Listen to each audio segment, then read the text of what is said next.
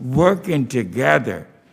If we work together as Democrats and Republicans, we will find the real solution to hunger in our great nation.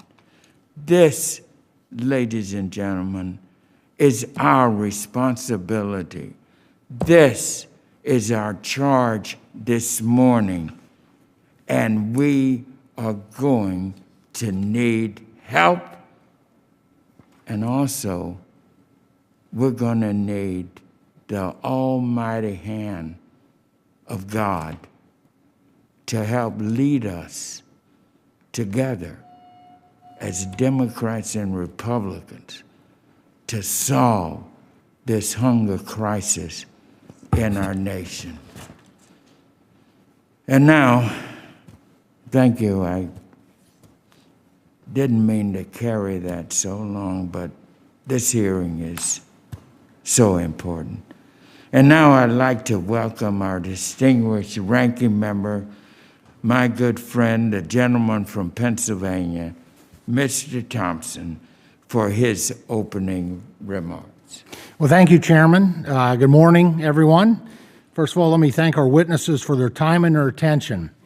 Your participation in what this committee's first, or at least more fulsome attempt at publicly reviewing the pandemic and Congress's response is much appreciated. You know, I think we have a lot to celebrate, actually, with what we've accomplished in the nutrition space. And that actually started with our 2018 Farm Bill. Yeah. You know, what the administration was able to very adequately and appropriately utilize to make sure that neighbors in need had access to nutrition.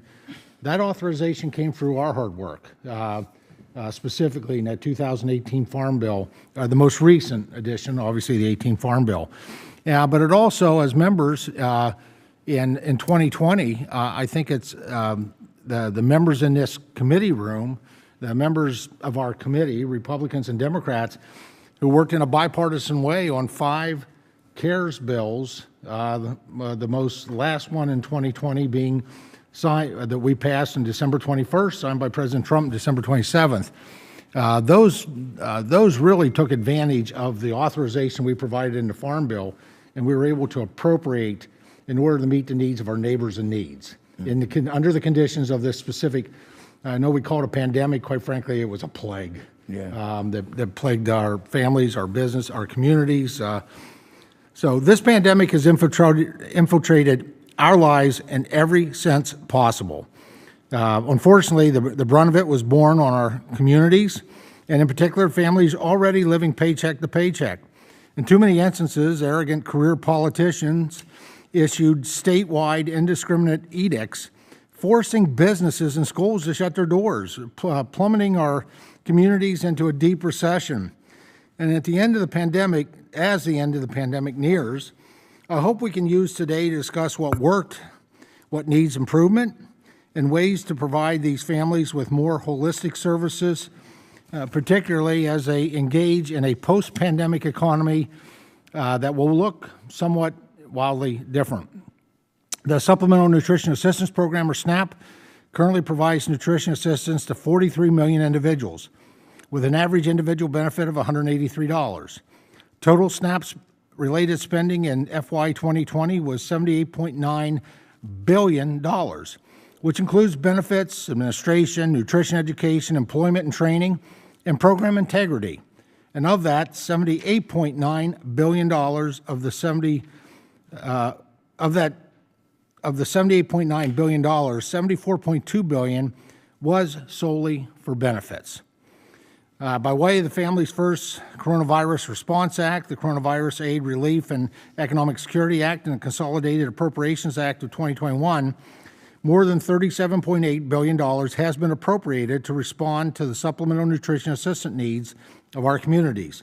This monumental response is in addition to the more than $7.7 billion per month in standard SNAP benefits. Beyond direct funding from Congress, the former and the current administrations have issued more than 4,000 administrative waivers to the states. These waivers impact operations related to the program eligibility, distribution of benefits, employment training, and more. these facts are startling. Combined with the myriad of social service policies, including those found in the short-sighted, outrageously naive American Rescue Plan, we are in the midst of our nation's second largest expansion of entitlements. Now, unsurprisingly, leading economists and Wall Street analysts have said key parts of the bill are poorly targeted to the specific needs of the crisis. While my colleagues would like nothing more than for me to focus on their charade, I'm going to leave that conversation for another hearing. Today, it's about the response. The witnesses before us are everyday heroes. These are the folks who responded without hesitation to the needs of their communities, infested by a pandemic that took the lives of hundreds of thousands of our friends, neighbors, and family members. Whether it be the farmer who chose to donate their crop or the food bank who opened additional sites to be more accommodating, the witnesses before us and every single person who helps keep these entities operational deserve our thanks and our sincere appreciation, Mr. Chairman. We're so appreciative of them. And while the department is not represented in today's hearing, I must give them my accolades as well, particularly the former administration. Like it or lump it, the bulk of the response originated in the last Congress under President Trump. Quick-thinking folks implemented pandemic EBT and the Farmers to Families Food Box Program, two projects that remain remarkably beneficial to families in need. The latter continues to fall victim to inconceivable criticism, and there is always room for more solutions to the needs of our nation. The Farmers to Families Food Box Program has opened eligibility, making certain anyone and everyone in need, regardless of status, income, or household size, has supplementary access to nutritious foods that run the gamut from fruits and vegetables to meat and to dairy. I would say some of the most nutritional foods that we could ever provide through our nutrition programs. This program has provided more than 143 million boxes to households across the United States. And with this program, farmers were able to redirect their products, and American workers were able to sustain their employment or join new ventures, all to ensure fresh foods found their way into the homes of millions. Now, regardless of the cherry-picked hiccups this committee has heard about over the summer, the program has worked exactly as intended. And with that, my thanks to the witnesses once again for their participation, and I trust that Chairman Scott will continue to host additional oversight hearings across all programs and constituencies germane to this pandemic response. And with that, thank you, Mr. Chairman, and I yield back. Yes. Thank you very much, Ranking Member, and your comments were, as usual, excellent and well prepared and well delivered. You're very kind. Thank you. As chairman, I would request that other members submit their opening statements for the record so witnesses may begin their testimony and to ensure that there is ample time for questions. Once again, I would like to welcome all of our witnesses and thank you for being here. And I echo the ranking member's comments about our witnesses this morning. And I hope that people all across this country who are watching this hearing, tuning in, to please call a friend or neighbor and let them hear. Because the only way we're going to be able to respond to this hunger crisis is to listen, to learn from the people who are out there dealing with it every day. And our first witness is certainly exemplary of that. Our first witness, and I'm so pleased to welcome, is Mr. Kyle Wade. Please let me tell you of my own personal relationship with Mr. Wade. When we had a crisis in terms of helping to get food out as well as the pandemic testing. He joined with me as a partner, and we were able to get food at Mondays Mill High School in Clayton County, where we fed over 6,000 people and tested them, saved their lives, and delivered food to them. And Ranking Member Thompson, I might say, our good friend, yours and mine, Sonny Perdue, who was Agriculture Secretary there, he was out there with me and Kyle Wade delivering baskets of food. And that's why I say this is truly a bipartisan venture. And so let me tell you just a little bit about Kyle Wade. He has been and is the president and the CEO of the Atlanta Community Food Bank. And he has served in that capacity for the last 5 years, going into his 6th year. He started as CEO and president ever since 2015. And he also serves as the chairman of the Southeast Regional Cooperative, and he is also the vice chair of the Georgia Food Bank Association. Prior to his role as CEO and president, Mr. Wade served as the food bank's vice president of partner operations. And he has truly been my partner in what we're doing and going into the communities, bringing the food, bringing the vaccine so we can get this behind us. Our second witness, who I'm pleased to be able to invite to join us today, is another great good friend, Zippy Duvall. I just love that name. I'd love to say it. It's probably you can tell from the way I'm saying it. Zippy Duvall. Zippy is president of the American Farm Bureau Federation.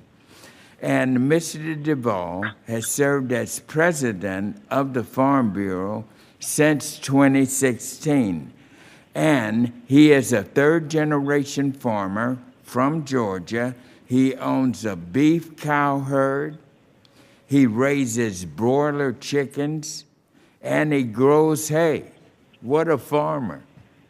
Prior to serving as the AFBF president, Zippy Duvall was president of the Georgia Farm Bureau and served on the Farm Bureau's board of directors. And we're so delighted to have you with us, Zippy. Our third witness is Mr. Max McBriar. And Mr. McBriar has been with Racetrack Petroleum for 29 years. And he has served as the CEO since 2019. And prior to his current role, he served as the Chief Financial Officer and Chief Supply Officer. He was born and raised in Georgia, and he owns and is the Chief Executive Officer of over 500 racetrack convenience store operations. Great to have you with us. Next, we will hear from Mr. Ron Edenfield, another great friend who has been an exemplary leader as a leader in the grocery side, grocery store ownership side of our agriculture and food industry. Mr. Edenfield is the president and CEO of Wayfield Foods, Inc. He co-founded Wayfield Foods in 1982 and now owns 9 locations across the metro Atlanta area. Mr. Edenfield also serves on the Food Industry Association's Board of Directors and previously served on the Board of Directors for the Georgia Food Industry Association. As I said, what a stellar panel we've got to deal with this emergency issue. Next, and now I want to introduce our next witness. I want to make sure you excuse me. Oh, thank you. Now I need this one, the fourth. The fourth one. The fourth one is at the bottom of page 10.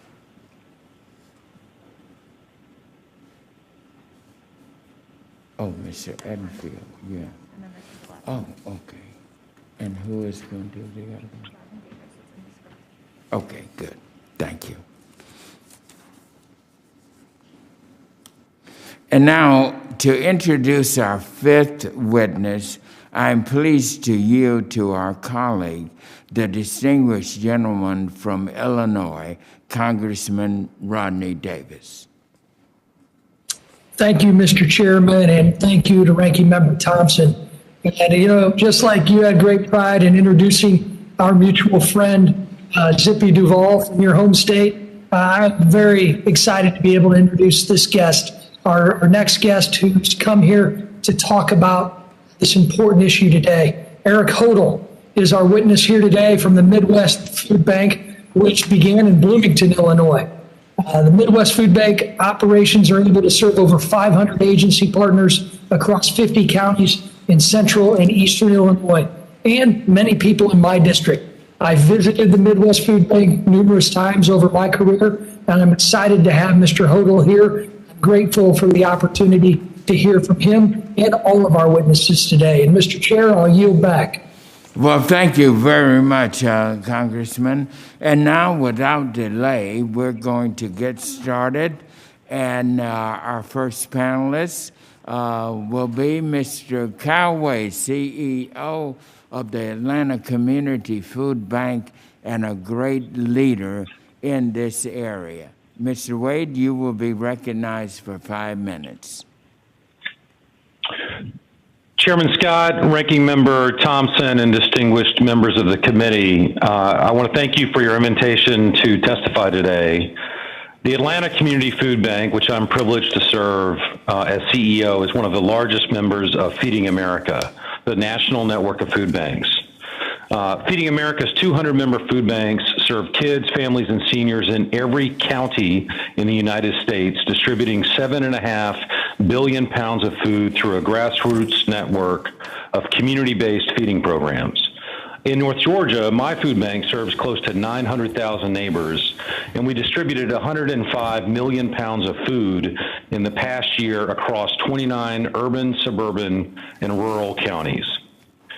The past 12 months have been the most challenging and the most inspiring year of our network that we've ever experienced.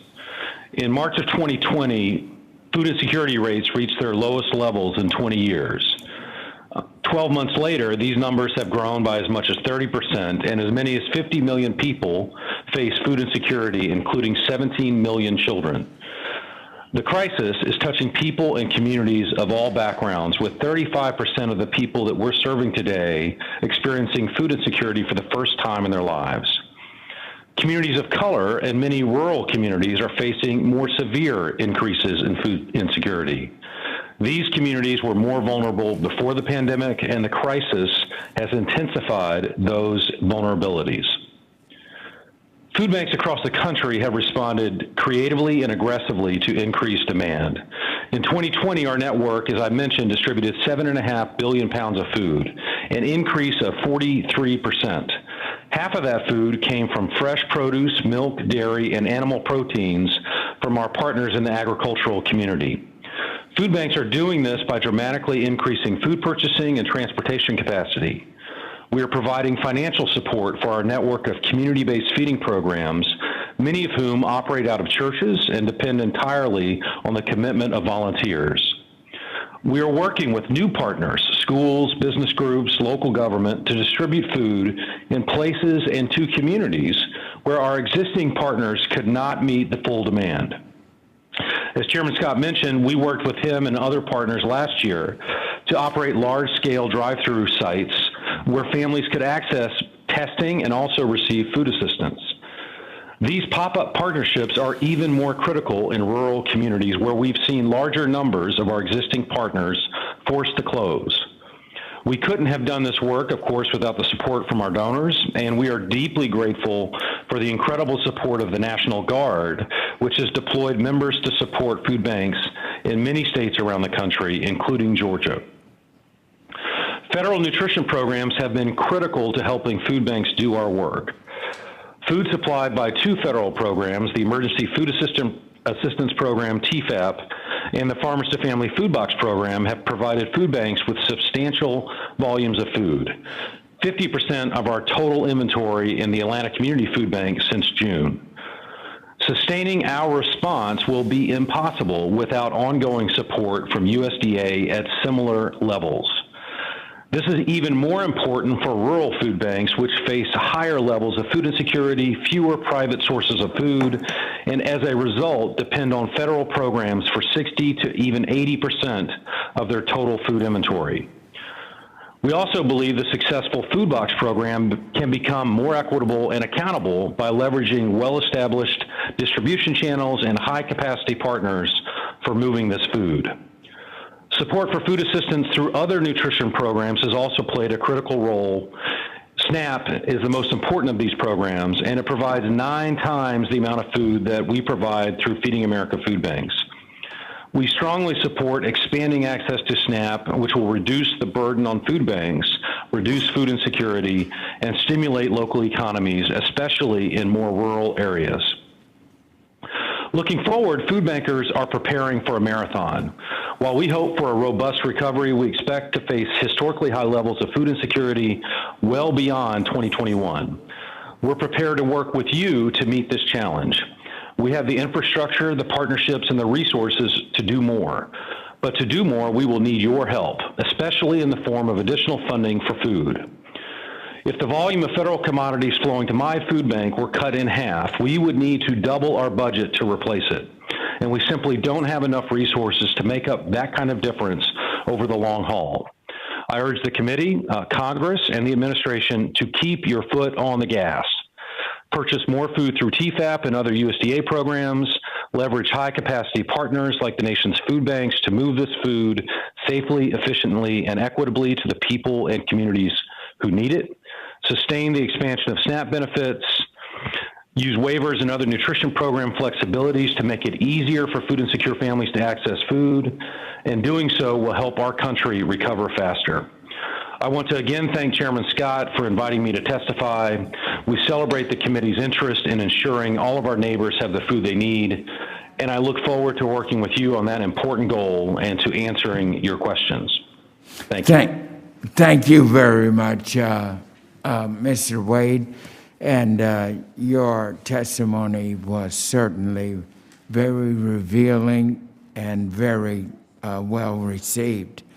And now our second panelist, Mr. Zippy Duvall, President of the American Farm Federation. You are recognized for 5 minutes. Good morning, Mr. Chairman and members of the committee. My name is Zippy Duvall, and I'm president of American Farm Bureau, but I am a third-generation farmer in Georgia. And I'm pleased to be here to offer the testimony on behalf of the Farm Bureau members across the country. When COVID-19 hit, it presented extreme hardships to America. But farmers were left with nowhere to go with their crops, the dairy and the livestock due to supply chain disruptions. And we found lines at our food banks over a mile long in some cases.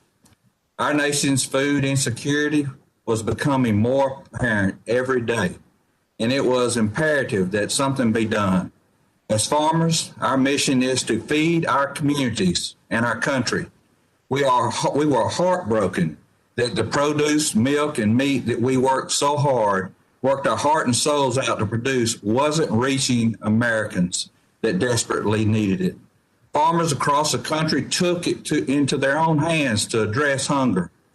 Our county and state farm bureaus worked with churches and community centers to help meet the need. And help, we did. In the year of 2020, I am proud to share with you that our network of state and county farm bureaus across the country donated $5.4 million, 1.4 million pounds of food, and 20,000 gallons of milk to local food banks and food pantries. But we didn't do it all alone. At the pandemic's onset, the American Farm Bureau immediately reached out to our friends at Feeding America to join together to call on USDA to help address and break down the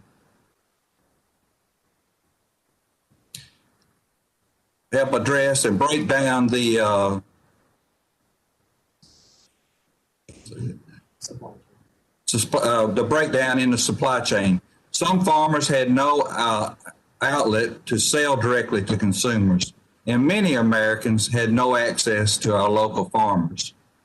And some didn't have the financial means to purchase the food. USDA quickly answered the call by standing up the Farmers to Families Food Box program, which played a critical role in addressing hunger by delivering more than 140 million food boxes across the country. Even in times outside of a pandemic, strong farm policy, the work that this committee does, is critical and critically important to addressing the fight against food insecurity. The United States is known as the breadbasket of the world. As a farmer, Georgia farmer, there is no greater honor in my book than to claim that title. Yet food insecurity has crept into the rural communities, into our schools, and into our neighborhoods.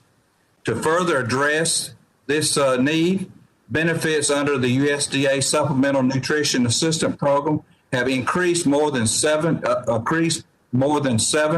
billion per month, 60% higher in pre-pandemic levels, and helping millions of Americans each day access food.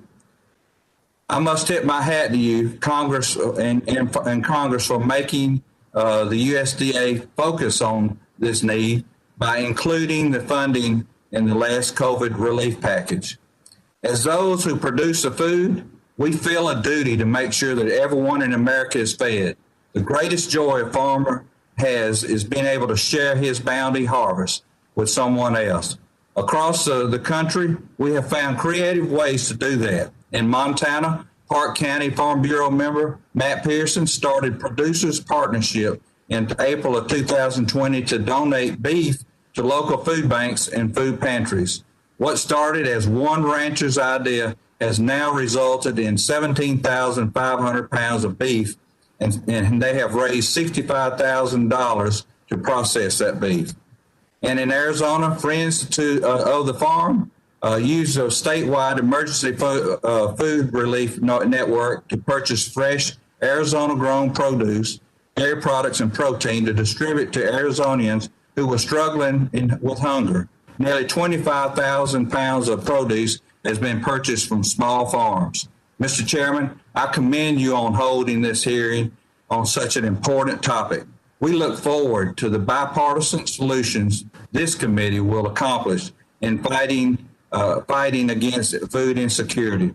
America's farmers and ranchers have played an integral role in combating food insecurity, and we will continue to do so, pandemic or no pandemic. Thank you for the opportunity to speak. I look forward to answering the questions. Thank you, Mr. Duvall. I now recognize Mr. McBrayer. Please begin when you're ready.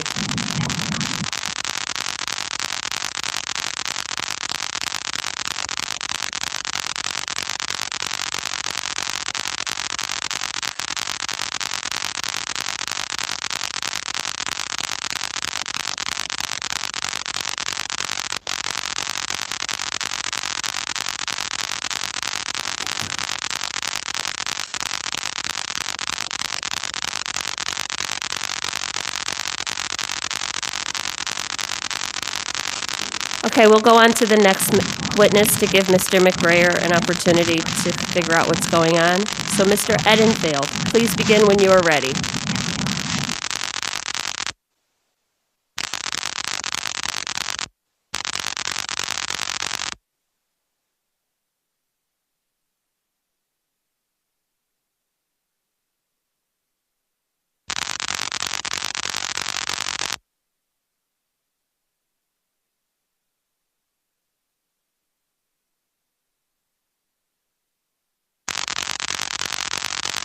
Mr. Edenfield?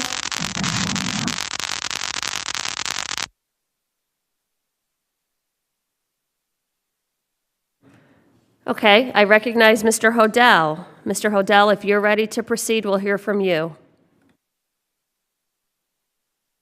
Thank you and good morning. Thank you for the invitation to participate in today's hearing.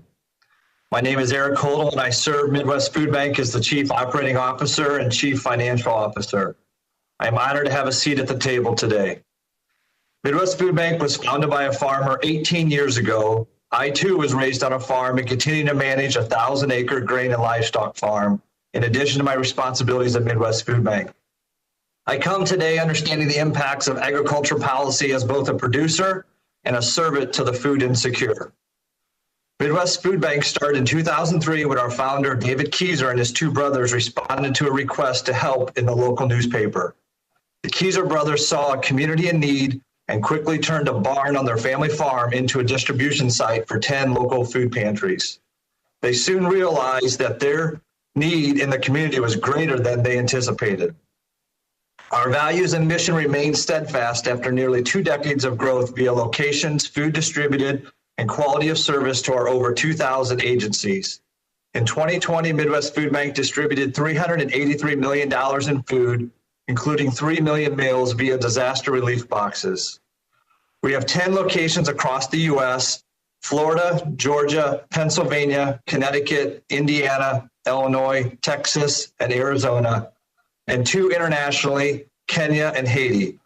We have less than 50 full-time employees, and 99 cents of every dollar is spent for program services.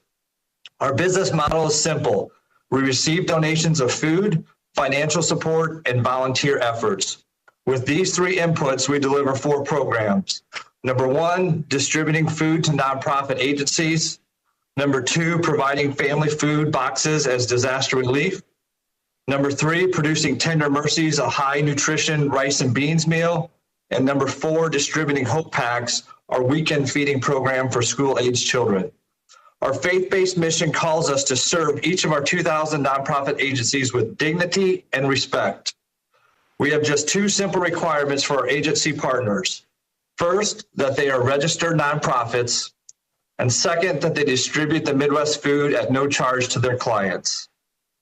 Midwest Food Bank does not receive payment for food distributed and therefore does not create a business model that relies on compensation from our nonprofits. Midwest Food Bank bridges the gap between poverty and prosperity for the people we serve. Said differently, our hope is to serve our food recipients for a season, not for a lifetime. We celebrated the downward trend in rates of food insecurity across our nation in the decade leading up to 2020. And then last year, all aspects of the emergency food system were disrupted due to the pandemic. Without question, the pandemic catapulted more families into a state of food insecurity. Our combination of food distribution to nonprofits and our disaster relief equipped us to serve during this challenging season. The USDA Farmers to Family Food Box Program was a valuable resource for Midwest Food Bank. Midwest Food Bank shifted our resources to be nimble and ensure each of our locations had access to the high quality product. We distributed over 1 million boxes in 2020, and we applaud the USDA for the quick program execution from concept to delivered box. The program injected nutrition directly into the emergency food system while supporting farmers and producers. This past year, 2020, was the first year we consistently received food funded by government programs via the USDA Farmers to Family Food Box Program. As we grow, USDA, the Emergency Food Assistance Program, commonly known as TFAP, is a viable option, and we recently applied to participate in select areas. Moving forward, Midwest Food Bank will continue to pursue 3 opportunities. Number 1, mission focus, serving our agencies with focus on efficiency and excellence. Number 2, nutrition, increasing the nutrition of the food distributed. And number 3, partnerships, strengthening our partnerships with community leaders and agencies to advance holistic programming for those we serve. In closing, we ask the Committee on Agriculture to commit to equitable policies that channel government resources to independent food banks able to meet program requirements. Alleviating hunger and malnutrition is a complex challenge requiring a multifaceted solution.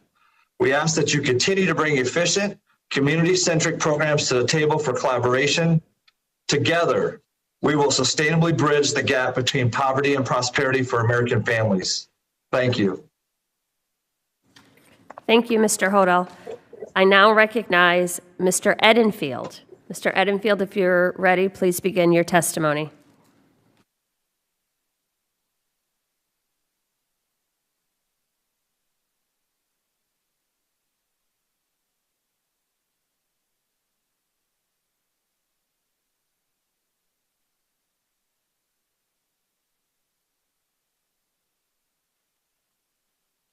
Mr. Edenfield, I think you're muted.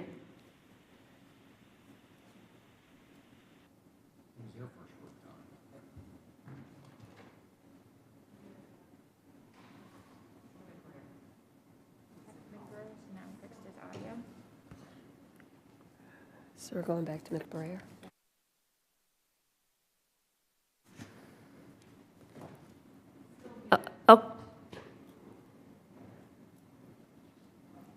Okay, we'll go to Mr. McBrayer. Mr. McBrayer, if you're ready, please begin your testimony. Hello, this is Max McBrayer. Chairman Scott, Ranking Member Thompson, and members of the committee, my name is Max McBrayer, and I'm Chief Executive Officer of Racetrack. Thank you for inviting me to share what Racetrack is doing to combat food insecurity in America. Headquartered in Atlanta, Georgia, Racetrack is a family-owned business that has been serving guests since 1934. Racetrack, together with its franchise brand Raceway, operates over 750 convenience stores across 11 states, employing nearly 10,000 people. Almost all of our stores that redeem SNAP are open 24 hours a day, 7 days a week, and nearly 20% of them are in rural communities. Over 10 years ago, in response to changing customer demand, we embarked on a journey to provide more healthy, fresh, and perishable food products to our guests. Today, all of our locations have robust, diverse food service operations. Food is increasingly our biggest customer draw. Racetrack now sells over 12,000 pieces of fresh fruit a week, and in 2020 sold almost 800,000 bottles of milk and close to 500,000 fresh sandwiches. 10 years ago, Racetrack also began to participate in SNAP. Today, all Racetrack stores and 98% of Raceway stores redeem SNAP benefits. The Racetrack stores alone, we process 3 million EBT transactions per year. Our stores have been designated critical infrastructure by the federal government and have remained open throughout this pandemic, providing food and fuel to the public. COVID-19 has exacerbated food insecurity in the United States. At Racetrack, we have seen this impact firsthand. Racetrack has seen a 65% increase in EBT dollars used at our stores. Raceway stores, which tend to be located in more rural communities, have seen a 102% increase. Guests are constantly coming into our stores and asking if we accept EBT dollars. Not only are we seeing an overall increase in SNAP purchases among adults, including homeless adults, we have seen an increase among students who will use EBT before and after school to purchase snacks or lunch. Racetrack's participation in SNAP is critical because it enables beneficiaries to conveniently access approximately 1,700 competitively priced EBT-eligible products. Low-income Americans often work and shop for food during unconventional hours. Our stores are often the only easily accessible retail food store located in a particular area, and our stores are open during extended hours when other larger food retailers are closed.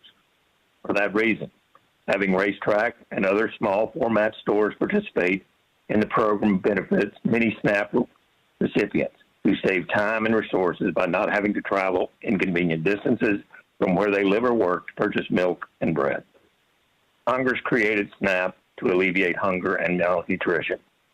To maximize beneficiaries' access to food, lawmakers intentionally designed the program to ensure that both large and small retailers could participate. This approach has been successful. Racetrack and other small format retailers serve an important role in SNAP. We provide convenient locations for SNAP beneficiaries to access affordable food at any time they wish, day or night. No American should go hungry.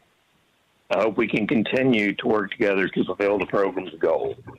Our industry's unique format and business model has been and should continue to be a meaningful asset in the government's effort to combat hunger in the United States. We hope to remain active partners in SNAP in order to provide essential food access to the thousands of people in our communities who have come to rely on us. Thank you for the opportunity to testify. I'm happy to answer any questions you may have. Thank you, Mr. McBrayer. I now recognize Mr. Edenfield, if you're ready to begin your testimony now.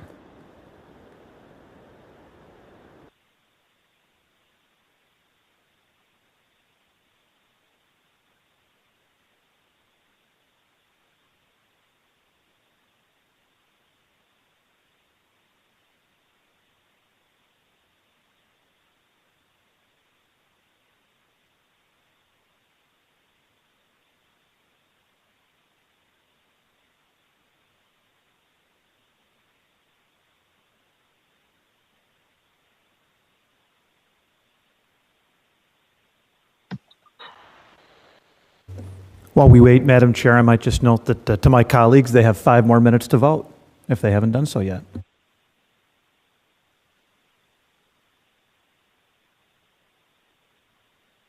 Two-for-one Fresh SNAP Produce Purchase Program with the assistance of the Food Insecurity Nutrition Incentive Grant known as FINI 2018-2019. We see the importance of these programs to our customers when they're going through difficult times. Since the pandemic hit, I've never been prouder of our 500-plus associates dedicated to serving our community. When Georgia Department of Labor became overwhelmed with unemployment claims, we heard horror stories from our customers who went months before they received any benefits. Many are still facing this challenge. For those individuals, SNAP has been a lifeline for getting food on the table and the emergency allotments that increase benefits to maximum are critically important. When the schools in Atlanta closed due to the pandemic, many customers had to quit their jobs to care for the children. Feeding the children became a real struggle for those who rely on free and reduced price school meals. Thankfully, the Families First Corona Response Act 2020 that you passed allowed USDA's Food and Nutrition Service to facilitate the distribution of pandemic EBT to families affected by school closures. Georgia families received a one-time allotment of $256.50 in PEBT benefits per child based on a calculation of $5.07 per day for the 45 days the child missed last year. Unfortunately, there have been no PEB benefits issued for this school year, though we're now 7 months into the year. While the PEBT program is not under the jurisdiction of this committee, I encourage you to work with the House Education and Labor Committee to examine the program and its challenges. The model is a good one. The delay is inexcusable. I would encourage this committee to consider PEBT model for summer feeding programs that are under your jurisdiction as well. I also want to comment on the food boxes that were delivered to supplement families in tremendous need. I know without a doubt that the existing food partnership that distribute funds through an EBT card or through food banks are far more efficient and give parents the opportunity to shop at their convenience and to purchase the best foods for their children. Just imagine the frustration of a parent who receives a food box containing peanut butter, but a child with a peanut allergy. Our grocers saw increased sales. We were confronted with a significant number of costs to keep our associates and our customers safe. The national data, FMI, the Food Industry Association, has collected for more than 40 years finds that the supermarket industrial profit margin has never hit 2%. Perhaps the industry may hit 2% margin this year, but for my associates and for many other retailers, that profit goes back to them through our employee stock ownership plan.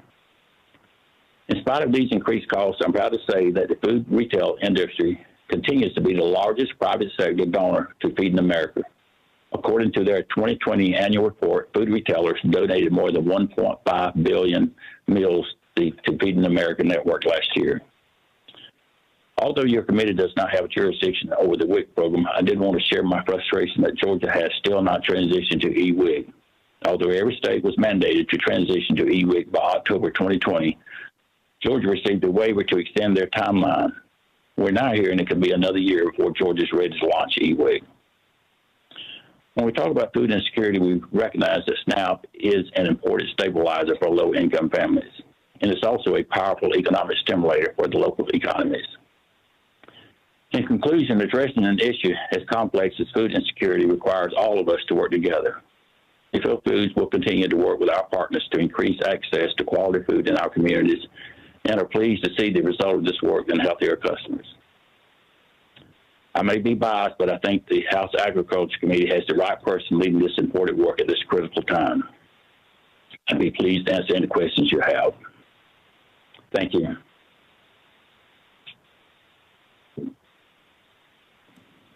Thank you, Mr. Edenfield, for your testimony. Without objection, Mr. Sanford Bishop, our soon-to-be fellow committee member, will participate in today's hearing. Hearing none, so ordered. Welcome, Mr. Bishop. At this time, members will be recognized for questions in order of seniority, alternating between majority and minority members. You will be recognized for 5 minutes each in order to allow us to get in as many questions as possible. Please keep your microphones muted until you are recognized in order to minimize background noise.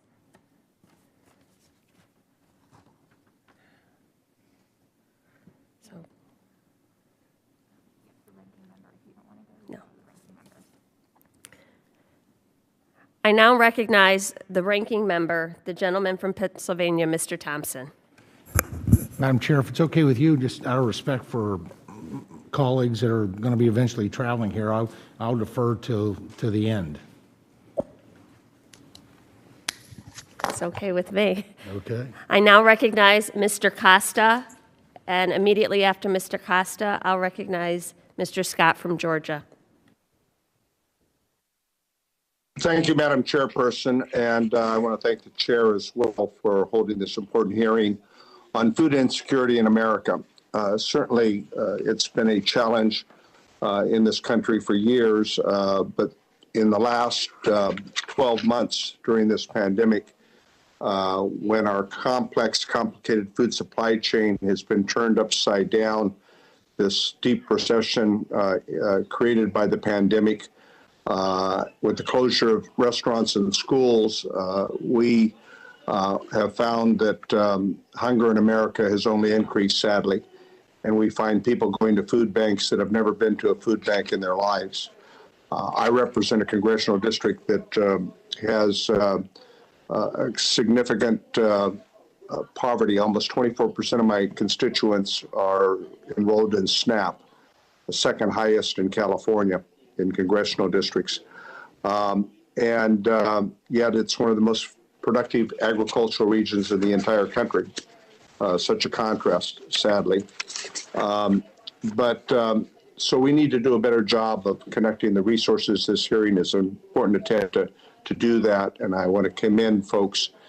Clearly, it's been indicated by the American Enterprise Institute that increased benefits over the last year, and I do want to commend Secretary Perdue and the efforts that the Ag Committee, working together with the USDA last year, did to put the food box program together to provide supplemental support for our food banks and for our religious organizations to, in fact, try to bridge the gap as a result of the increased hunger that resulted in that. The Enterprise Institute report indicated that increased benefit has helped keep the lid on poverty at about 11% in the last 12 months from going higher. It could have been higher. Mr. Wade, I want to thank you for all that you've done to help people. You mentioned in your testimony that just 10% increase in SNAP benefits is equivalent to doubling access to all food provided through our nation food bank.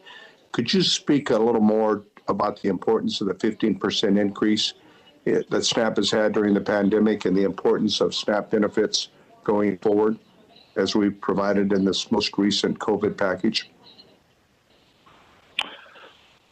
Yes, and really appreciate the question.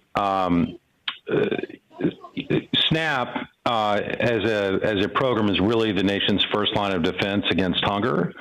Certainly, it's food banks. Safety net. It's our safety net. Certainly, food banks do extraordinary work leveraging public and private resources to get much needed food into the hands of folks who need it. That said, just in terms of the scale at which these programs operate, SNAP operates at a much larger scale. And so, as I said in my testimony, if we reduce SNAP by 10% or expand it by 10%, that is the equivalent, that change is the equivalent of the entire volume of the food that is provided through Feeding America food banks. What SNAP really allows people to do is to, and Mr. Edenfield spoke to this, is to be able to use the existing food supply chain, which is well-established, highly sophisticated, highly accessible to people all over the country, and to simply use resources very efficiently to get the food that they need that is right for their families. I think that's an important point, but my time is limited here, so I want to ask one more question, if you don't mind. Mr. Duvall, I want to thank all of your good work on behalf of the American Farm Bureau. As you know, I work very closely with a lot of the farm bureaus throughout California.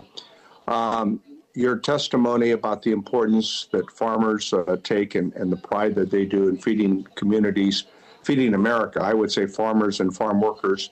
We hope to provide some legislation next week that will provide some legal status for our farm workers, but they literally put food on America's dinner table every night. And food, I continue to tell everybody, is a national security issue. Could you elaborate on the importance of SNAP to rural communities from your perspective, Mr. Duvall? Zippy? Yes, thank you, sir. And it's good to be with you today. It is, in rural communities where the job markets are difficult, it is so important. The SNAP program is so important in those areas. Our rural communities continue to struggle for a number of reasons, whether it be health care, whether it be education, whether it be lack of broadband, whatever it might be that brings jobs there. And that's what's important. We need to rebuild our rural communities, make sure that they have the broadband, help us create some jobs there for our people. But those programs are vitally important. Thank you. I appreciate it. We need focus on rural America as well, and thank you for your good work. My time's expired. Thank you. Thank you. Thank you. I now recognize Mr. Scott from Georgia, followed by Mr. McGovern from Massachusetts, if you could ready yourself. Thank you, Madam Chair. And Mr. Wade, I want to thank you for your comments on the successful food box program. I was there at the Atlanta Farmers Market when then Secretary Perdue came down, and the thing that I noticed about that the Farmers Box is that's the same high quality food that my family might enjoy if my parents were coming over for dinner, fresh produce and other things, and it's just a different quality than the food boxes that I've helped pack with Second Harvest in South Georgia. And I think it's important that we have the combination for people as we work to help alleviate these challenges in these really unprecedented times. So I'm happy that we're having this discussion and we're not attacking the food box program. So I want to thank all of you that complimented it, and I want to thank the Democratic Party for their support of the food box program. I think it's important that we do anything and everything we can do right now. I want to, Zippy, say hello to you. It's been a while since I've seen you. Look forward to seeing you back in Georgia, NDC 1.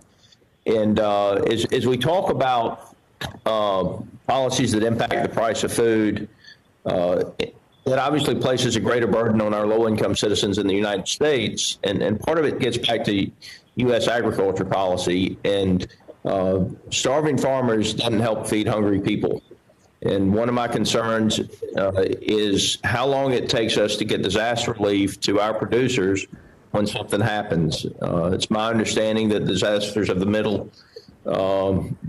Midwest, that those farmers still have not received any disaster payments, and there were over 200 million bushels of corn and soybeans and other things destroyed through the storms of August 10th and 11th.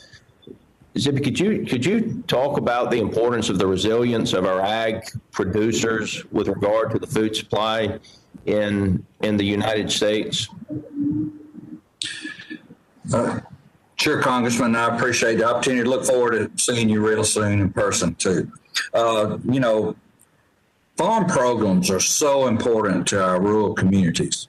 It bolsters the economies in the rural communities, and that, it's just simple as that. When we bolster their economies, we feed people.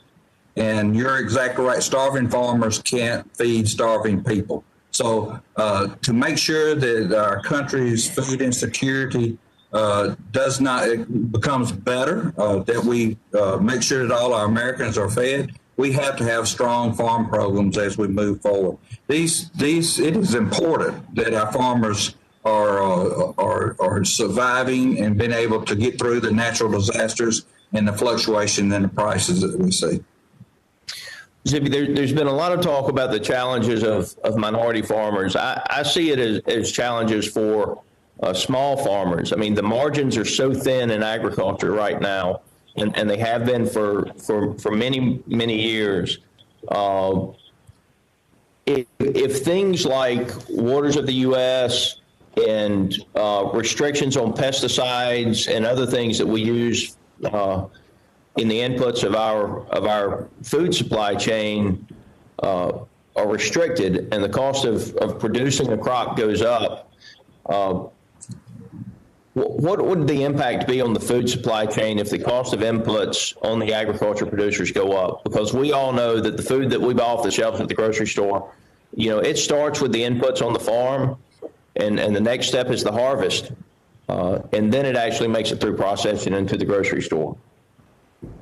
Yes, if you increase input costs, I mean, it's going to be extremely hard to continue to help feed the people in our country. You're exactly right. If it costs us more to produce it, it's going to cost the consumer more to buy it.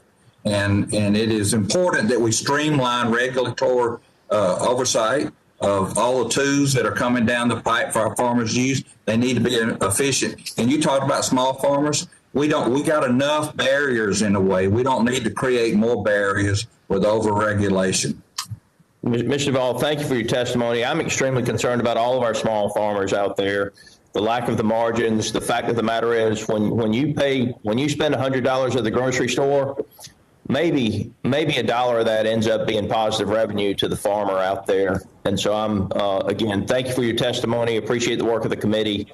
And just want to make sure that we have a balanced approach to solving this challenge of hunger in the country. Thank you.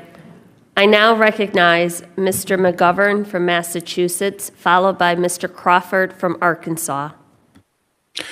Thank you very much. And I want to express my appreciation to the panel for their excellent testimony today.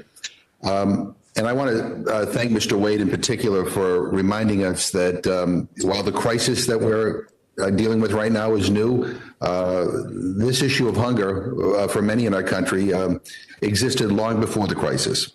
And I think one thing is clear, and that is the federal response, our response, was inadequate then, and I still believe it is not adequate now, that there is more that we need to do. And I disagree with the ranking member who took a pot shot at the American Rescue Plan. I think it is important that we extend the 15% increase in SNAP. And by the way, I would say that not just through September, but we got to make it permanent. The average SNAP benefit is about $1.40 per person per meal. That is, you cannot live on that. A cup of coffee is more than that now. So we need to be thinking immediately about making that increase in SNAP permanent. And I would suggest, I appreciate the chairman of the Agriculture Committee doing this hearing, but we also need to appreciate the fact that if we're going to solve the issue of hunger, it falls under the jurisdiction of multiple committees, not just the Agriculture Committee. And we got to think seriously about doing joint committees with Ways and Means, with Education and Labor, and other committees that have some jurisdiction over a piece of the response to ending hunger. We need a holistic approach to this. And I'm grateful that President Biden and Vice President Harris have talked about the importance of dealing with the issue of hunger. And I hope that we can get some bipartisan support on a couple of requests that I've made to the administration. One is I think they ought to appoint a hunger czar, or my friend Jose Andres calls for a food czar, but somebody who can coordinate an effort to kind of connect all the dots. Again, just like we have multiple committees here in Congress that deal with the issue, there are multiple agencies and departments that deal with the issue. And, and unless there's somebody bringing everybody together in a room, it's hard to have a holistic coordinated response. I also hope that people will support an effort that I'm trying to convince the administration to undertake, which is to do a White House conference on food, nutrition, health, and hunger. Again, I don't want to manage this problem. I want to solve this problem. FRAC points out that right now we have an estimated 50 million Americans, including 17 million children, who are hungry or food insecure. Every one of us should be ashamed by that statistic. We're the richest country in the history of the world. We should not tolerate that at all.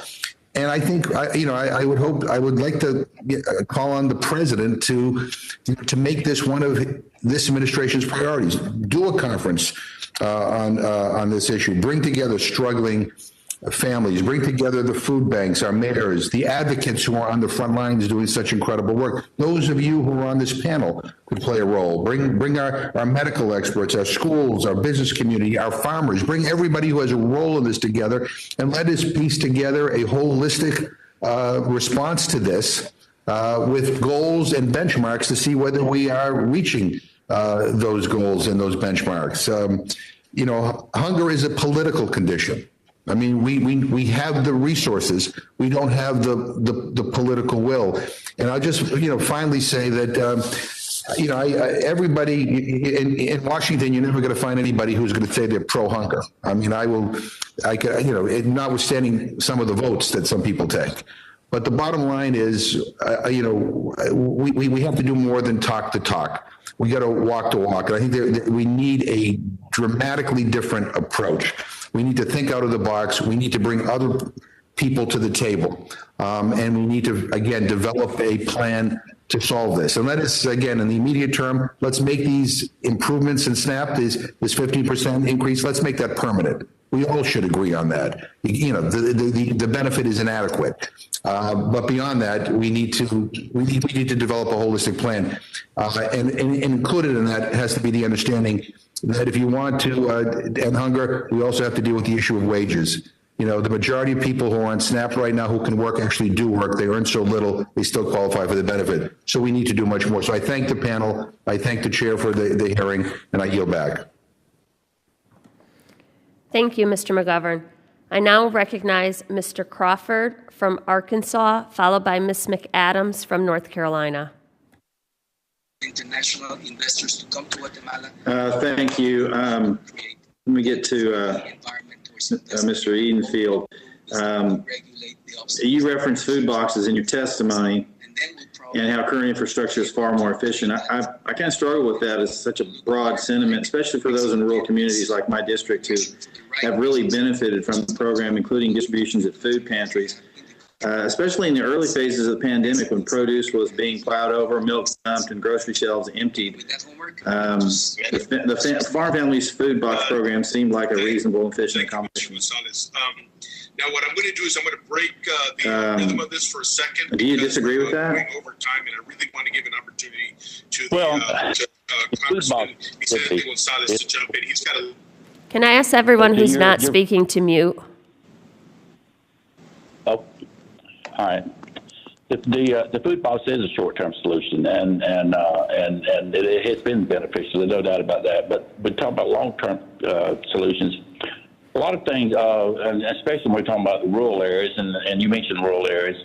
Rural areas also is where we have food deserts, and a lot of times the food deserts is you just don't have that much population. So, anything that takes away from having a store there, a full-line store to select from, it's like a competition there, and I'm not saying competition's not good, but one of the things I think in looking at food deserts is anything you can do to eliminate that. So, I'm not saying it wasn't good. It was a good thing. It certainly served a purpose, and I think it's a good short-term solution. I just don't look at it as being a long-term solution. And also, especially when it's predetermined what they're going to get in that box. Now, some of the things I think went through it was handled different, but when it's predetermined what family's going to get, as I mentioned earlier, I mean, if a family gets peanut butter and they have a child with a peanut allergy, that's not a good thing.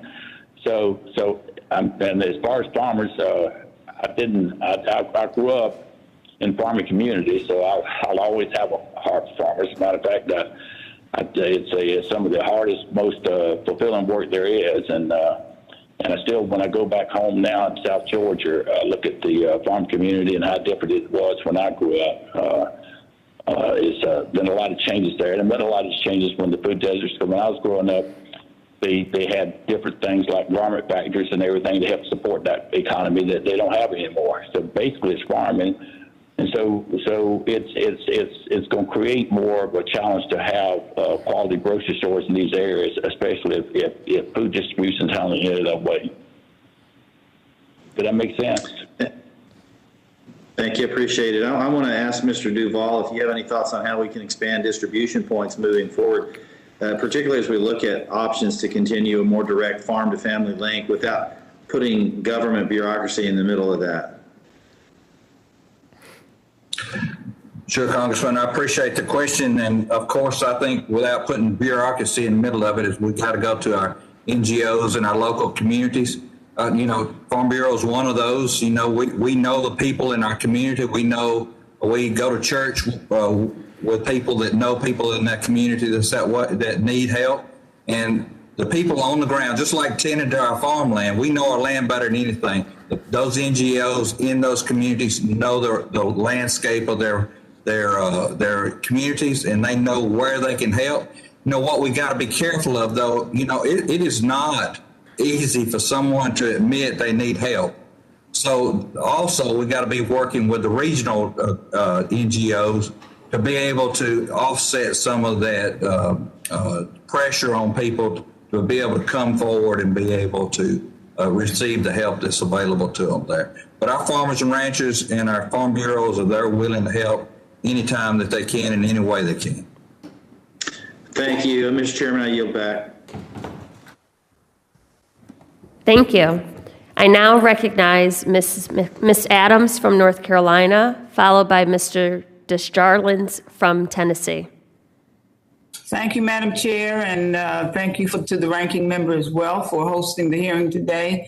To the witnesses, thank you for your testimony. It is an incredibly urgent and important conversation. Right now, more than 50 million Americans are struggling with hunger, with an estimated 17 million children living in households facing food insecurity. Over 18 million Americans are receiving unemployment benefits, and up to 40 million Americans cannot afford rent and fear eviction. In North Carolina alone, 1.5 million people currently depend on SNAP to put food on their tables. There's an increase of 300,000 North Carolinians since the pandemic began. And in Mecklenburg County, where my district is, there are more than 150,000 people receiving SNAP, an increase of more than 50,000 people since March of last year. So it's clear that there's a hunger crisis in our nation, and the jump in SNAP participation only shows us part of a larger picture. Mr. Duvall, thank you for your testimony in support of America's farmers. And this committee, we're incredibly proud of the contributions that farmers make to our nation. And we're glad to hear of the great work that you've done to combat, the farmers have done to combat hunger. So I do want to add some needed additional context to your remarks. In addition to the increase in SNAP benefits, which the American Enterprise Institute has estimated has kept millions of Americans out of poverty, our committee also provided a rather large number of needed federal relief dollars to producers in this country. My question to you is, so to build upon the importance of that interconnection, Mr. Duvall, could you comment on the importance of SNAP in rural communities such as those in your home state of Georgia? Yes, ma'am. I think anytime you go into the rural parts of our country, it is vitally important that those SNAP dollars be there.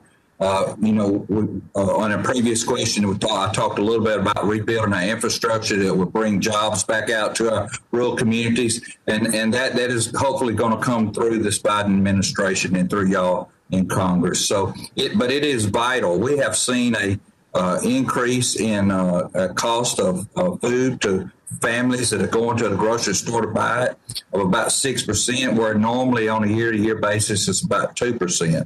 So there is a desperate need out there for help, and those funds are very important. Well, thank you so much, Mr. Wade. In my district, Loaves and Fishes, a nonprofit that provides groceries to individuals in Charlotte, Mecklenburg in short-term crisis, has a program that provides an unutilized perishable TFAP foods to those in need. It alone has increased from serving around 500 people per month pre-pandemic to serving between 5,000 and 7,000 per month. So can you expand on how the COVID-19 pandemic has affected the way you store, handle, and distribute food, and how you've managed those hurdles? Thank you for the question. I think the key challenge that we faced from the pandemic and how we operate is really in the distribution methods. So rather than ask clients at food pantries to come inside, shop for food, and then leave, we've really pivoted to a mobile distribution model where people are driving through parking lots, and we're putting food directly in trunks or in cars just to maximize people's safety.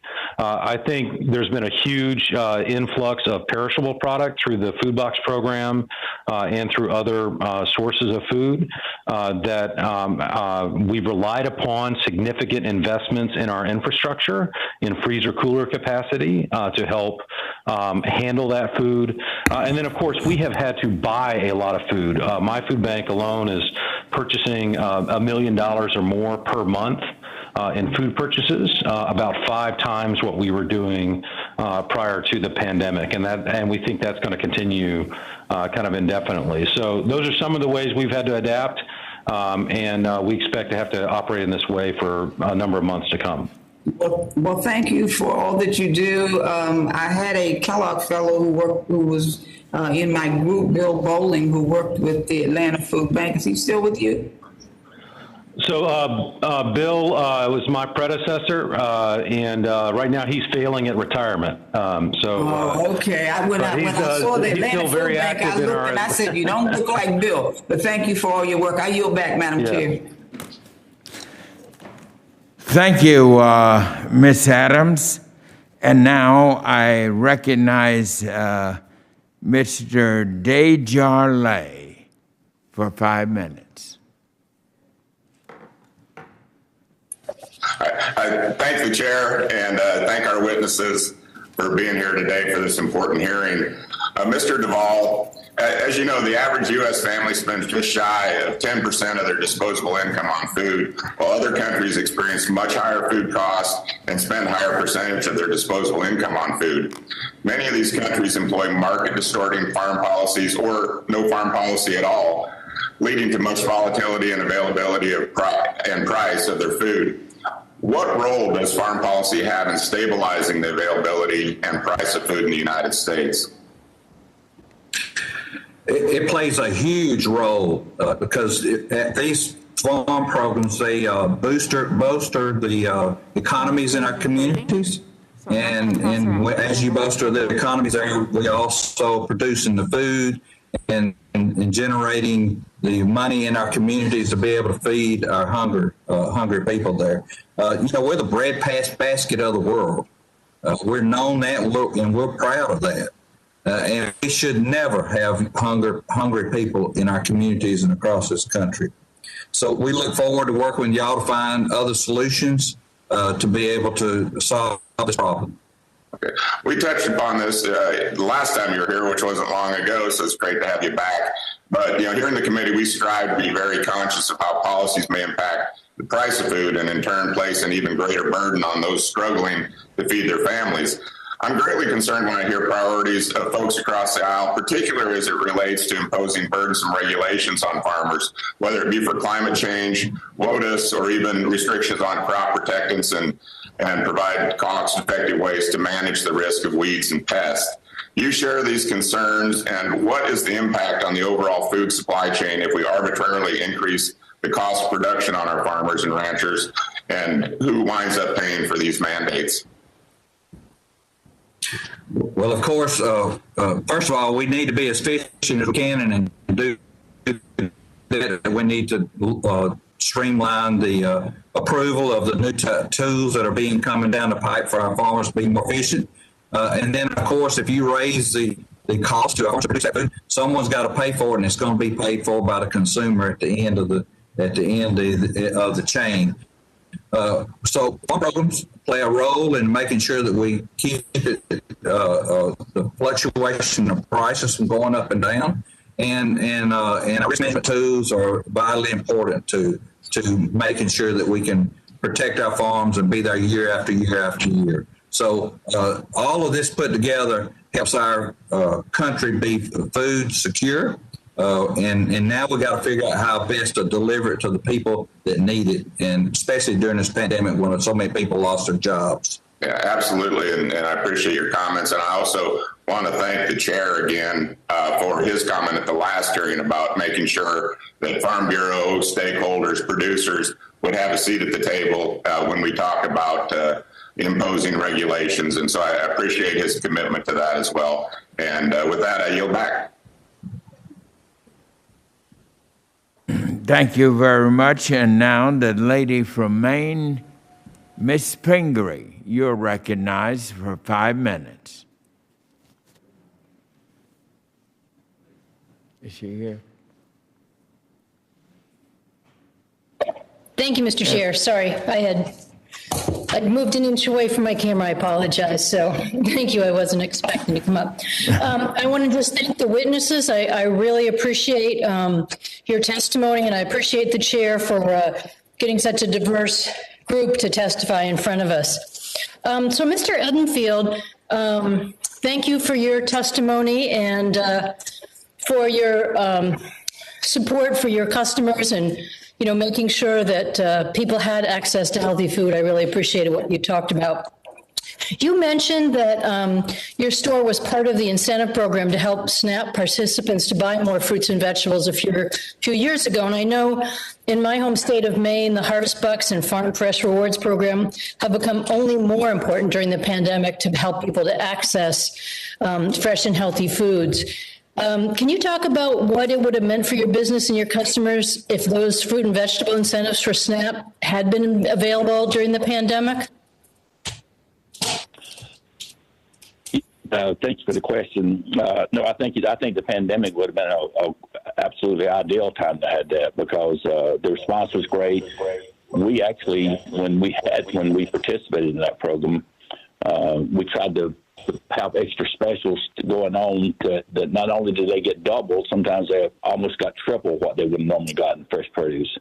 And so it's a great program. It's as far as health initiatives, some of the things that we do as far as pushing and working with our community on healthy initiatives, and it just kind of fit right with that. And I think it certainly meant a lot to our customer base, and it was very, very, very well received and utilized very well. I thought that we got the most out of it, and the customers got the most out of it. Great. Well, thank you for that. And I do think when we talk about hunger, and clearly that's the focus of this hearing, but we also have to remember that it's not just about calories. It's also about making sure people get fresh fruits, healthy vegetables, so that kids can grow up with a healthy diet and build those habits. So I know how important it is, and I know that's important certainly to the food banks. Mr. Duvall, Zippy, thank you so much for once again being with us. You're now a regular at our hearings, and so we appreciate your taking the time to be with us. I've been working on this issue of reducing food loss and waste, and it's such a strange contrast in our country to be wasting about 30% of the food, yet we have so many people going hungry, and that was really exacerbated during the pandemic, particularly in the early days, and you mentioned that.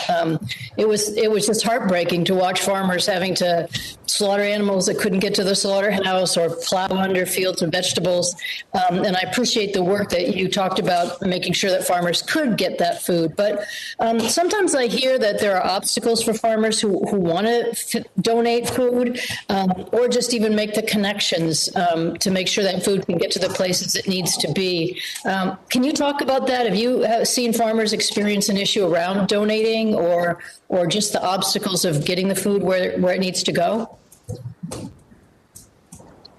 Yes, ma'am. It's very difficult, when we have a just-in-time system like we do, and then we have something like this happen, it really clogs everything down because most farmers, especially medium to larger size farmers, have a particular way they're going to sell it. They're going to sell it that way, and they do it day in and day out every day.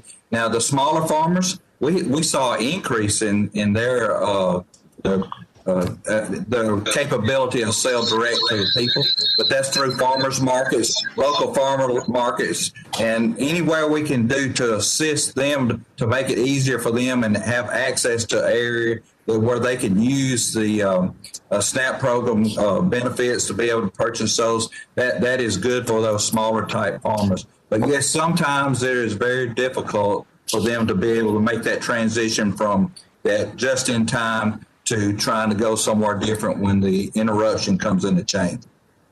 Well, yeah, thank you for that. I think we have learned a lot about the just-in-time food system and the food chain in general, and certainly that gives us opportunities to look into that. And I appreciate you mentioning the small to medium-sized farmers. I know in our state there was a tremendous increase for small to medium-sized farmers who were able to sell directly, but you're right, some of them also experience problems. How do the customers make contact with them? And often for things like SNAP benefits, you need to have broadband access so that you can actually use a card, take a card at a farmer's market. And that, leads to another program we talk a lot about, or problem we talk a lot about on this committee. So glad to hear that talked about. My time is up. Thank you, Mr. Chair, and really appreciate this hearing today.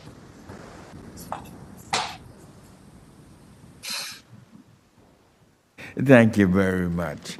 And now the gentleman from Illinois, Mr. Davis. You are now recognized for 5 minutes.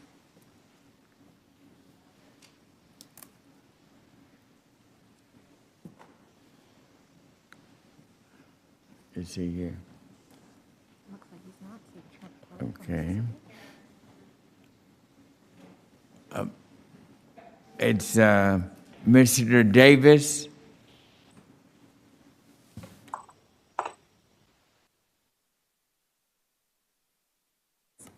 Okay, we will then move to Mr. Mann from Kansas.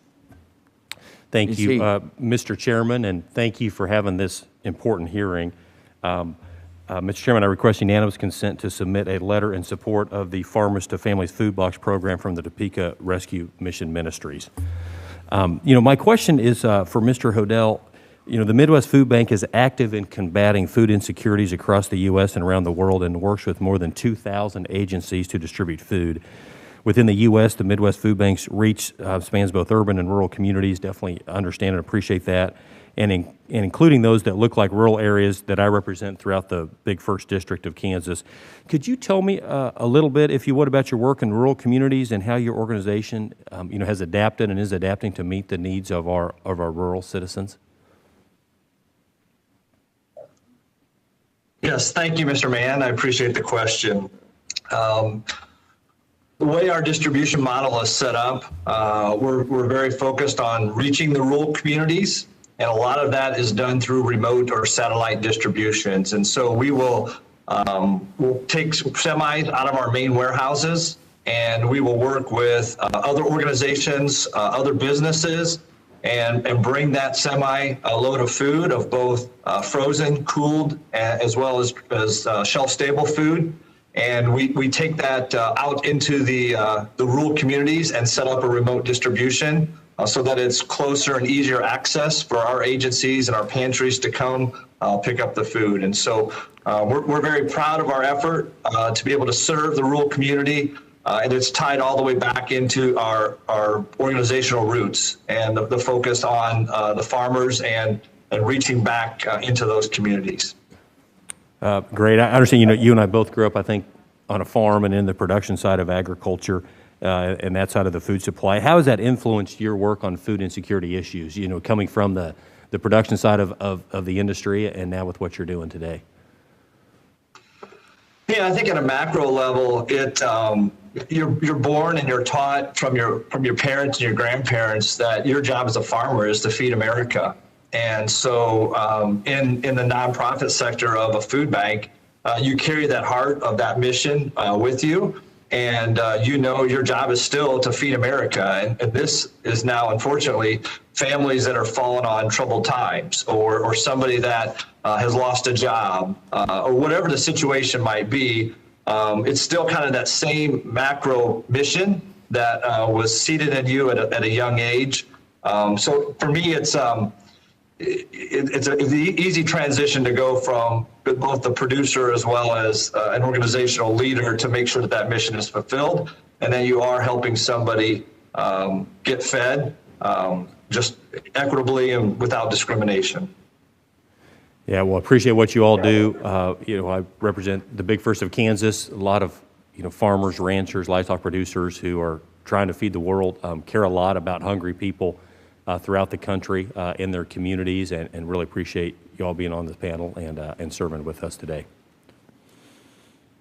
Thank you. With that, Mr. Chairman, I yield back. Thank you very much. I'm going to take my questions. I wasn't here at the very start, and I want to thank Ms. Hayes for stepping in for me. The real fundamental question that I want to get each of my guests, all five of you all are so distinguished. Mr. Wade, Mr. Duvall, Mr. Edenfield, Mr. McBriar, and Mr. Hodel. If you had to put one thing, what would be your major thing as to why we are now in this hunger crisis? We need to get that question answered from each of your variety of perspectives, because you each come from different perspectives.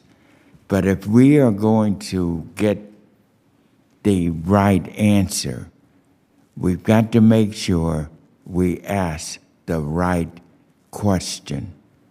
And that is, if you could share with us why we are in this hunger crisis today, what would be that one major thing in your mind? Each of you, quickly, please. We'll start with you, Mr. Wade. Well, thank you, Chairman. Great question. I think fundamentally the answer is that an extraordinary number of American families have experienced economic disruptions as a result of this crisis, and they were, prior to the crisis, at a place of real vulnerability, where they couldn't absorb the kind of economic impact that they faced as a result of losing jobs, of having their kids out of school, and so forth. And so for us to solve that problem, obviously we got to get the economy going, but when people face that crisis, we have to have a really robust intervention system to help people stay solid until they can get back to work and back on their feet. And Mr. Wade, while we're on that, you and the food banks and Feeding America, you all are at the front of the point of the spear when it comes to this issue of food insecurity and hunger, being the community food banks. It will be helpful, I think, for us in the committee and the people across the nation who may be tuning in as to how do you get your food, your supplies, to feed the hungry as you do. Could you share with us how the food banks acquire, who pays for that money, that food that you all come? How do you get it? And what do we need to make sure that your food supply chain is secure? So food banks work with a wide variety of food suppliers to get the food that we then distribute in the community. We work with manufacturers and distributors to source excess inventory from those channels. We work with farmers to get any number of agricultural products, especially produce directly from the farm, surplus farm products that we can then move through our system. We work with retailers to get short-dated and excess inventory from stores to our vast network of agency partners really quickly so that food can still be utilized. And of course, we work with government to utilize federal programs like TFAP and to provide lots of accountability and food safety measures to ensure that government-funded program goes where it needs to go, when it needs to be there, with lots of accountability around it. And then lastly, we purchase a lot of food. And that's an important part of our supply chain. We then move that through a grassroots network of partners. We provide lots of advice and guidance and oversight for those partners to ensure they're serving people equitably, to ensure they're not charging people for food, to ensure they're operating safely, and using that food in responsible ways.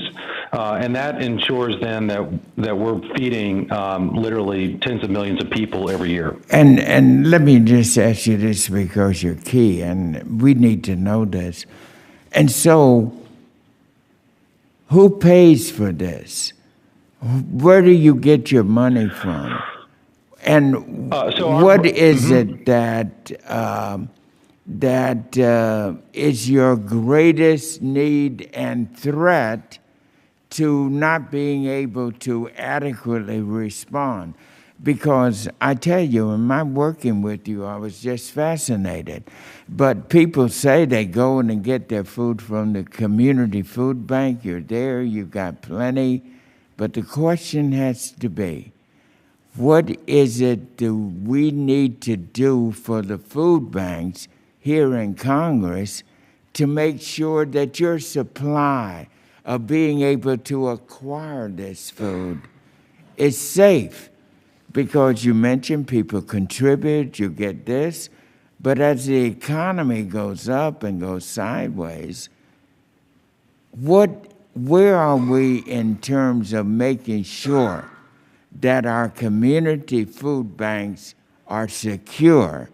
And do you need us in Congress to be able to provide a way for you all, the food banks, Feeding America, to get more resources to make sure that you don't run out of food? Mr. Chairman, the majority of our funding as food banks comes from private sources. In Atlanta, 60% of our funding comes from private fundraising. We certainly have some amount of government funding, about a quarter of our funding, and then we have fees and other sources of revenue that make up the difference. I think for us, the most important risk that we face, and the most important thing that this committee and Congress and the administration can do to support us is to continue to invest robustly in food purchases through TFAP and other USDA programs. If that food supply declines, it would significantly impact our ability to respond in the way that we have. My food bank has sourced about 50% of our inventory since June from TFAP and from the Farmers to Family Food Box program. The majority of that through TFAP. And so significant investments in that program are the most important thing to help us continue to distribute food. And then the second thing I would say, of course, is we need to continue investing in SNAP as a way to relieve some of the burden on food banks. Very good. And there's so much here for us to inquire. My time has certainly run out there. But I will come back to each of the others in my closing comments and try to get answers there. But there's one other that we got to get an answer from, and you can be thinking about it, and that is our veterans. It is unthinkable that we have over 1 million of our veterans going hungry. That's right. And there are some estimates that it's more than that. I want to come back to that because we have got to make sure that all of our American people are not going hungry, and most certainly not our veterans. With that, Mr. Davis is back, so for the next 5 minutes, we recognize Mr. Davis. And panelists, I will come back to my line of questioning, because there are some very important things here, because I want you all to be thinking about how we in Congress can help you. Now I recognize Mr. Davis. Thank you, Mr. Chair, and thanks again to the witnesses. Those pesky little votes they're calling. I apologize. I was a little late getting back here, but I've always been a big supporter of the Farmers to Families Food Box program. As a matter of fact, if you talk to former Secretary Perdue, he would tell you, I bet his ear and his staff's here, beginning of this pandemic, to talk about ideas that ended up culminating in this very successful program that I advocated for, and we've seen, just based on the testimony already, the immense value to every single American who needed these boxes that got them. So this is an innovative program, proved to be immensely valuable, and we're combating hunger in a time of crisis. It's disappointing to see so many people make feeding hungry families actually a political issue. In my opinion, this program is a type of innovation we need and should be the start of a conversation on how we can use it as a model for years to come. Additionally, I'd like to submit for the record, Mr. Chairman, a study from the Wallace Center that showcases the value of investment in this program. So my question to you, Mr. Hodel, your testimony reflects on the immense value of this food box program too. And as you know, the program currently asks that dairy, protein, and fresh produce be provided in a combination box. Is that the correct approach? Yeah, thank you, Mr. Davis, for the question. I would say it depends, and it works. Personally, for Midwest Food Bank and for the majority of our agencies that we serve, receiving them in kind of a bulk item allows us better flexibility in terms of refrigeration and freezer. So when it comes in a combination box today, it limits us a little bit in terms of the term that we have to get them out to an agency, and an agency that may not have a lot of refrigeration space has to immediately get those into the trunk of a car.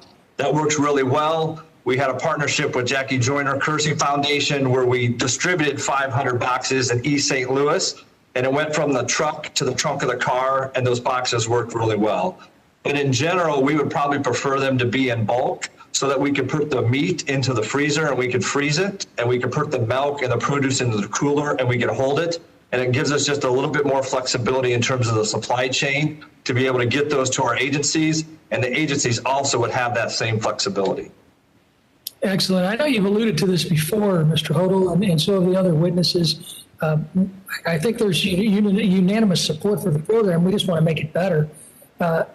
I do believe from your testimony, you believe that there's a value to continuing this food box program in a post-pandemic era. Give us another reason why you think that that's a good idea. Yeah, absolutely. I think diversity is key. And so the programs that have been talked about here today are all very good, but this program really is an additional pipeline of nutritious food into the supply chain for food banks. And so that's why the nutritional value of it, and then the partnership that can be connected, and the exposure that the food bank has to the farmer and to the producer to get this great product and to get it into the food bank pipeline. I sincerely plead that it continues because we've seen it as a tremendous benefit to the families that are in need and that are fighting hunger. And it really gives a nutritious option for them to have. Well, Mr. Hodel, thanks again for joining us today. I hope all is well back home. I'll be there hopefully in a matter of hours. But I appreciate your comments and the comments from all of our witnesses today. And for the new freshman on the committee, I'm actually going to yield a minute back, which doesn't happen often. So mark this page. Yield back, Mr. Chair. Thank you very much, and thank you for giving us that extra minute because we can use it.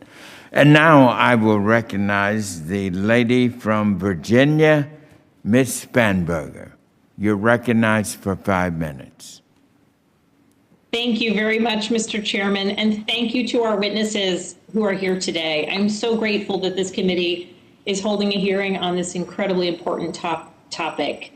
Before the pandemic, far too many families had to make sacrifices to feed themselves and their children, and this crisis has only worsened food security in our communities, including mine in Central Virginia. The realities of this crisis are that parents must make difficult decisions about what to forego and to feed their children, and recently unemployed people are experiencing hunger, sometimes for the first time, and there remains a severe lack of available resources for those who've been suffering from hunger long before this pandemic. I have heard about these issues all across the communities I serve, 10 counties in total, and I've been a frequent visitor because of a personal interest and also because of this wonderful committee assignment to our local regional food bank to understand really what goes into ensuring that people throughout Central Virginia and our food pantries that serve them have the resources that they need. And as an example, before the pandemic, a church located in Henrico County reported that they typically served about 24 families a week through their food pantry. But just last month, there was a line of 125 cars waiting to receive food at the drive-through pantry. And I know I'm telling stories that many of my colleagues have heard across their district, and certainly our witnesses know firsthand through their tremendous work to ensure that people are having their needs met and that we're delivering these tremendous and important programs. I'm grateful to each of you for your efforts to ensure that food is delivered to hungry Americans, and I wholeheartedly support efforts to improve federal programs and their efficiency and effectiveness. And Mr. Hodel, I really appreciated your answer to Mr. Davis's question about how you store the products you receive through the food box. But I will get to my questions. Mr. Edenfield, SNAP Online recently became available for some large-scale grocery stores, and there are currently several grocery stores in Central Virginia that allow SNAP recipients to purchase food online. What obstacles do you foresee in trying to implement SNAP Online for mid-size and smaller grocery stores? Well, thank you. That is a very good question. For us, and we are we're non-store independent. It takes a little bit more on technology, and it takes more to get into it. And one of the things that I'm still not sure exactly how it works is, there's a cost on if you're talking about home delivery, there's an extra cost there, and how that would work out. And so I think that I'd like to find out more about this here, and I can see this coming because sometimes there's a real need. I know in our stores, there's a problem with transportation sometimes. We even I've seen people that live a half mile or 3/4 of a mile, maybe even a mile from the store, going down the street with bags of our groceries. Sometimes, so it is an issue. It is an issue I think needs to be looked at, but it is going to be a little bit more challenging for the smaller independent as far as the technology and everything that gets there. And I think we're close to being ready for that, but we're not. And one of the, like I said, one of the things, the questions I have is who pays for that delivery charge there. And Mr. Edenfield, I have an additional question for you. I'm curious if you could provide your thoughts related to the use of SNAP benefits to purchase hot foods. Currently, families can't use SNAP benefits to purchase hot foods. And I'm wondering what your thoughts are on this current policy, whether it might place a burden on SNAP participants who visit grocery stores like yours and who might need additional flexibility. That was a little bit of a leading question, which I admit, but I am curious about your comments on this, sir. Well, there's mixed emotions on this here because that spreads out. And when you talk about hot foods, I guess it can be so many different things. Most of the hot foods and most grocery stores are pretty economical. You can get a rotisserie chicken at a pretty low cost.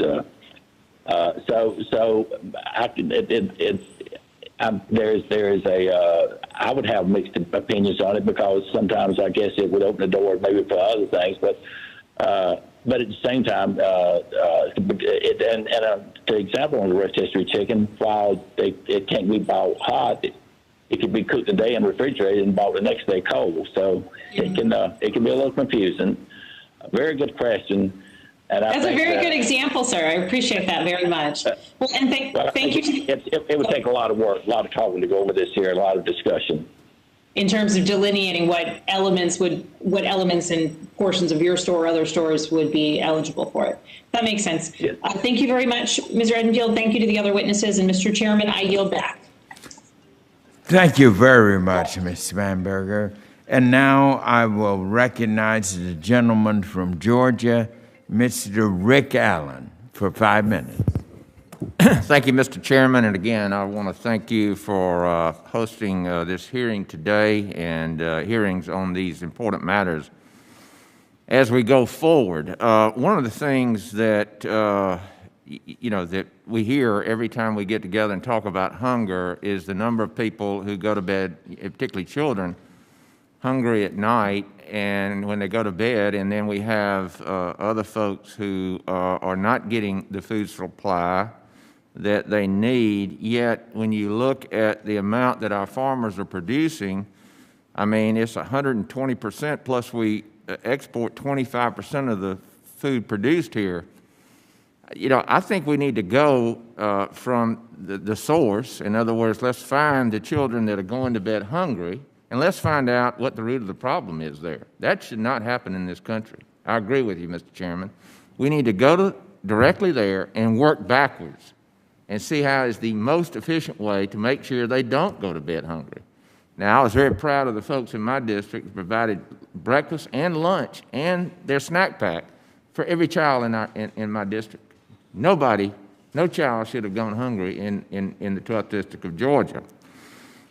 So, my point being, and Zippy, this question's for you. Obviously, we've gotten very efficient.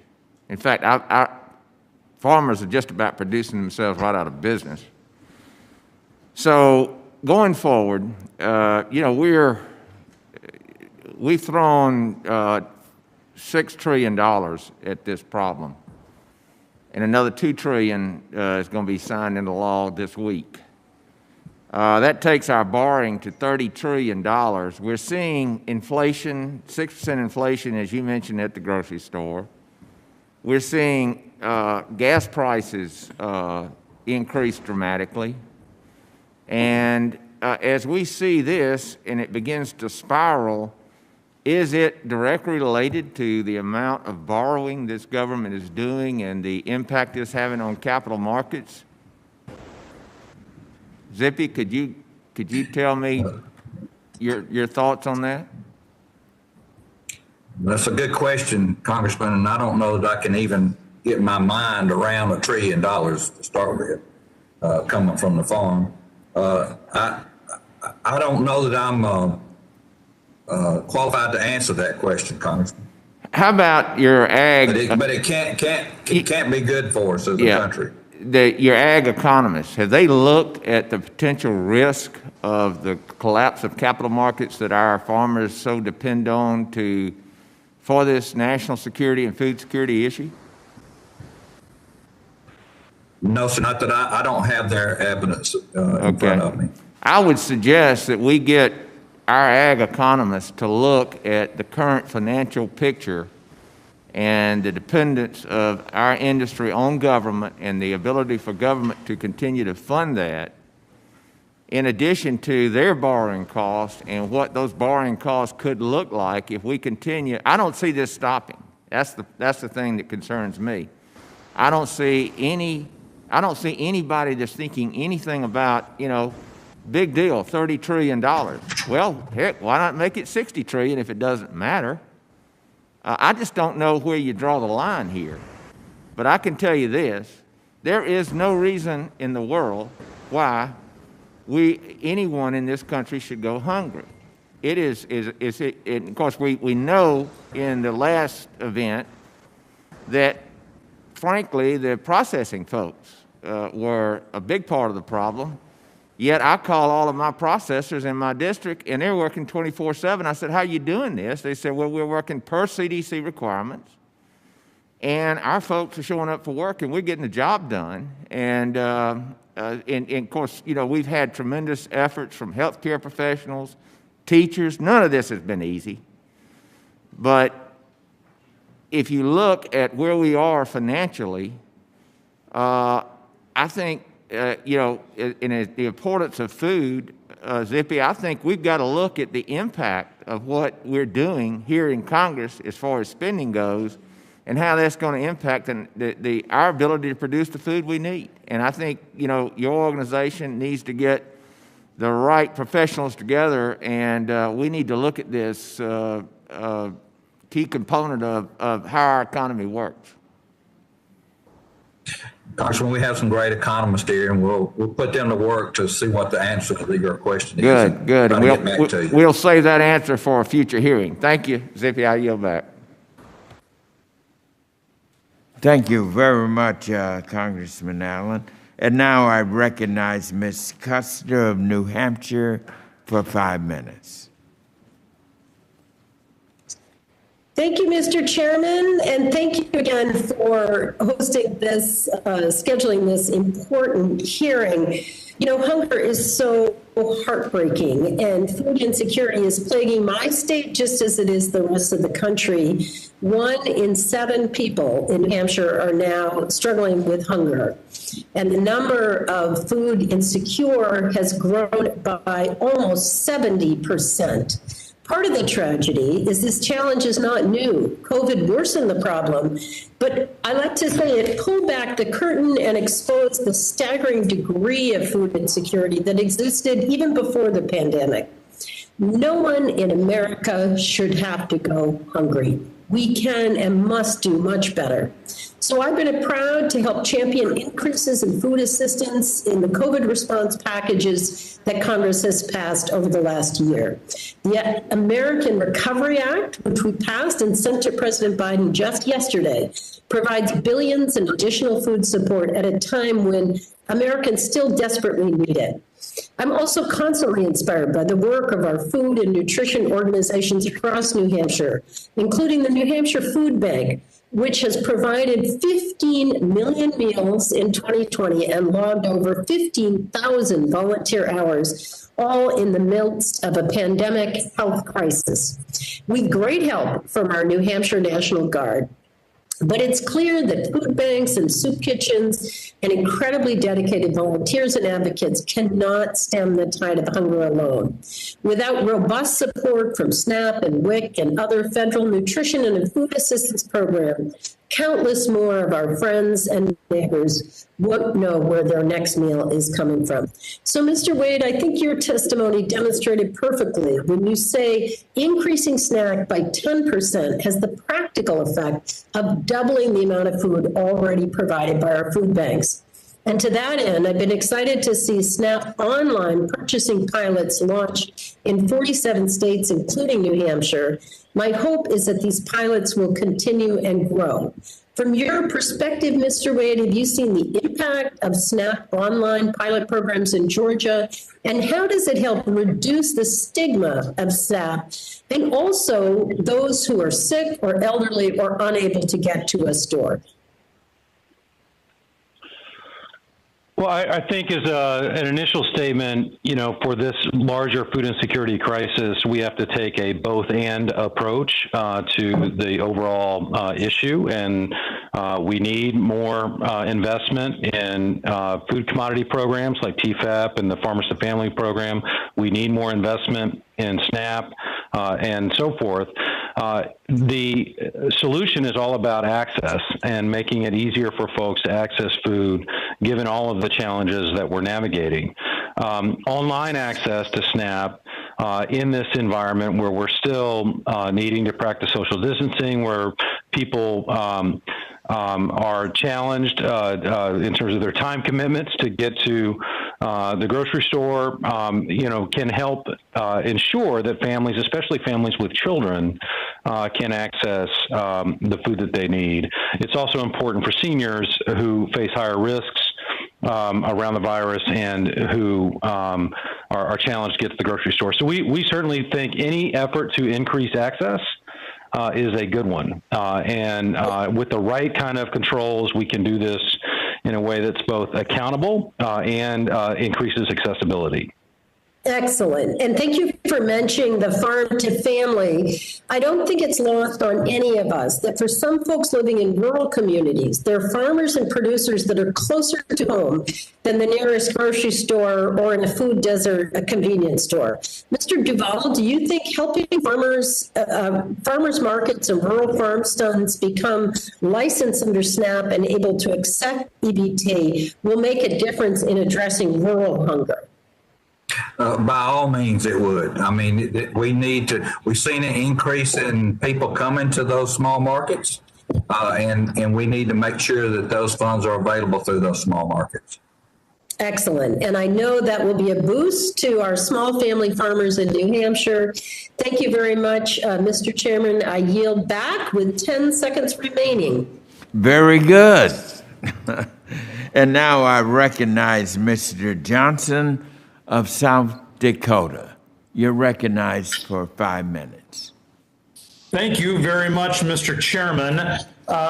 Like all of my colleagues, I want to thank the panelists who I think have done a nice job, an insightful job of giving us a better understanding of hunger in America.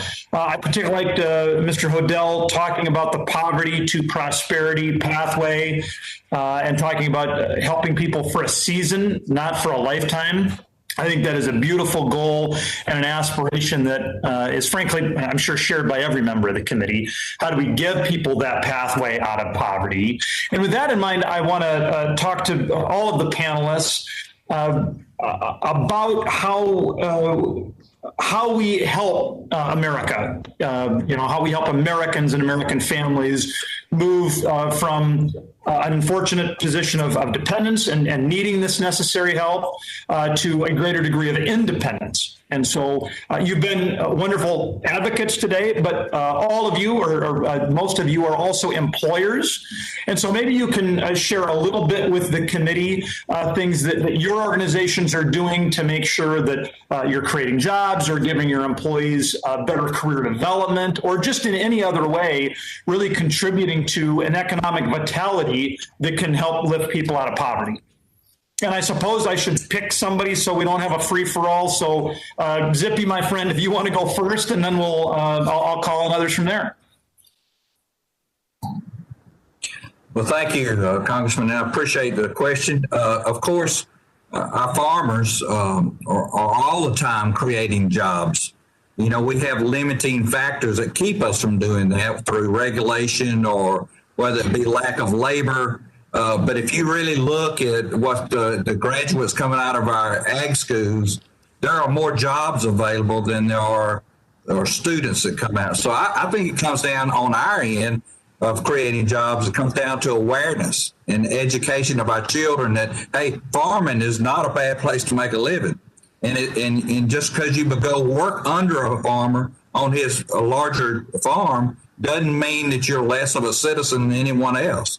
So we need to put the education out there to our young people that there's great opportunity in our farmland, and our farmers hire them and put them to work. Yeah, very well said, Mr. Duvall. Thanks. And Madam or Mr. Chairman, I can't see the time, and I know Chairman Scott wanted to keep us on. So when I have a minute left, maybe just politely give me a nudge. Mr. McBrayer, how about you? Racetrack. Talk to us about your efforts.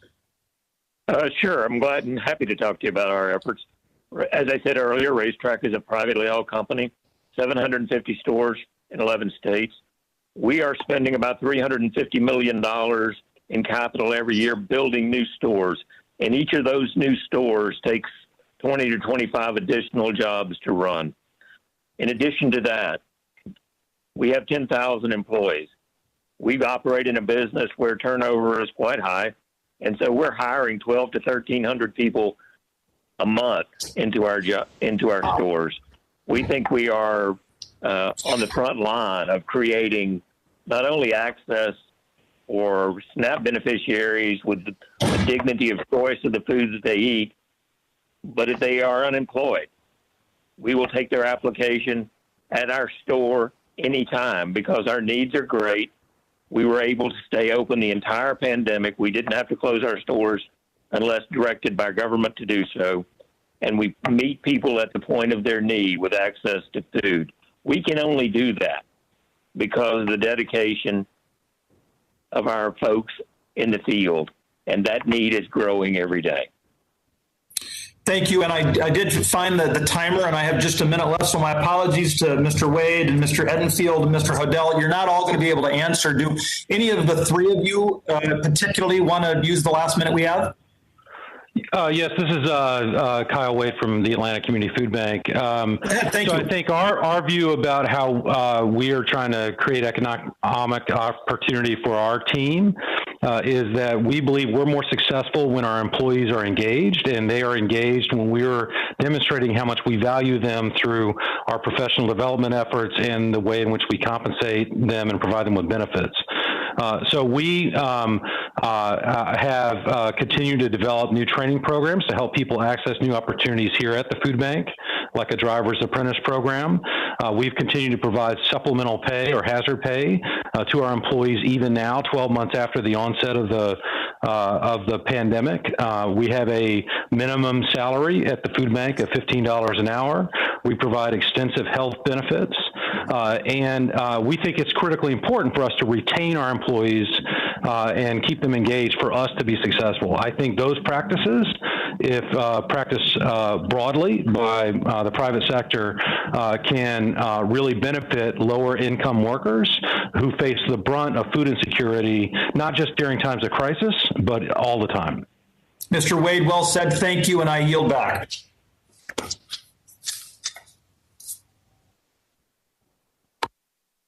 Thank you very much, Congressman Johnson. And now I will recognize Ms. Hayes from Connecticut for 5 minutes.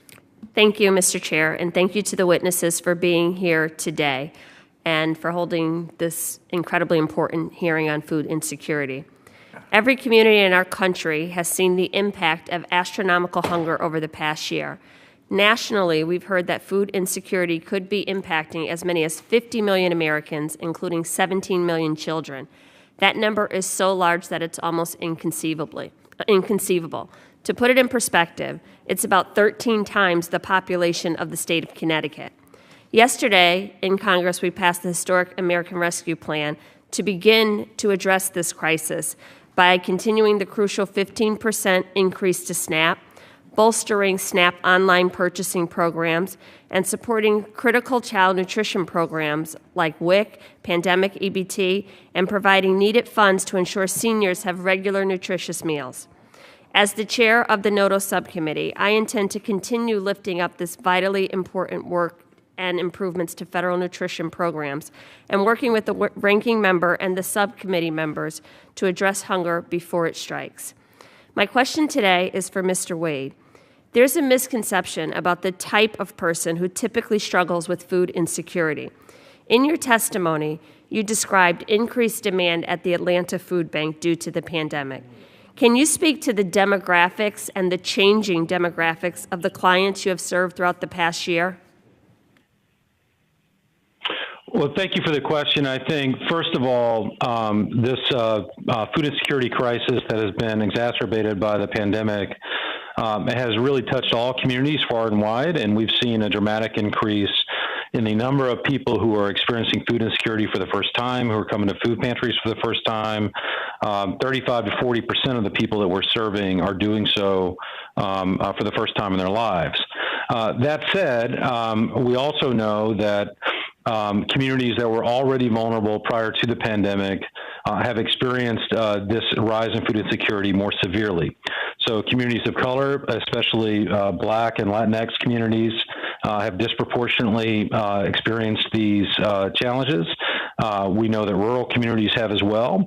And fundamentally, it is a challenge facing families who typically work in lower income, lower wage jobs. Our prototypical client base, our client household, is a family with kids where somebody is working or trying to get back to work, and simply they cannot make the math work in their day-to-day lives. The long-term solution to that is how do we create more economic opportunity for those families while providing them the supports they need to establish themselves in higher-paying jobs and opportunities. Thank you. I think that's a very important point to make. Many of the people who we've seen visiting our food banks are people who are working a job and just trying to make ends meet, and they can't get the bottom line to balance out. Mr. Wade, how would you describe the influx of funding, commodities, and waivers from the COVID relief packages? How have they bolstered your ability at the Atlanta Food Bank and other community organizations to combat hunger in Georgia? And how do you think Congress can continue to build on the progress that we've made thus far? So we could not have done what we have done without the support of those federal programs. Our food bank is distributing 65% more food today than we did prior to the pandemic. We will complete this fiscal year having distributed close to 120 million pounds of food, and the funding that we've also received, not just through federal programs, but through generous philanthropic support from the private sector, have allowed us to respond so aggressively. We know that this crisis is not going to be over anytime soon. That we expect higher levels of food insecurity well beyond 2021. And so for us to continue to respond to this elevated level of demand, we need ongoing access to food support from federal programs. For us, the TFAP program has been critically important. This is product that we have a well-established supply chain for accessing and distributing.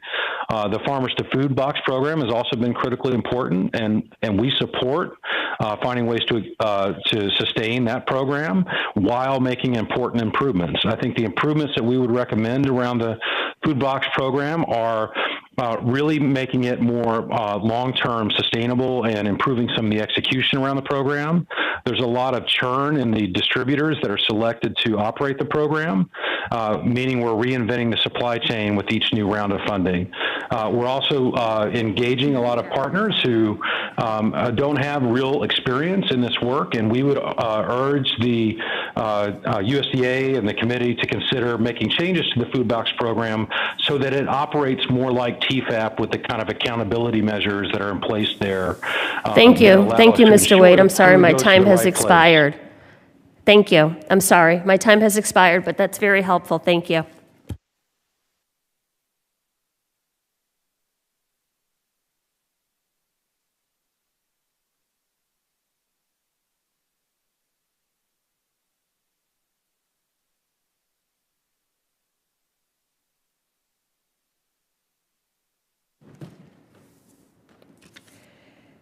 Thank you. First of all, I want to just apologize to my colleague, Mr. Desjardins, for the mispronunciation of his name earlier. I now recognize Mr. Moore from Alabama, followed by Ms. Bustos of Illinois.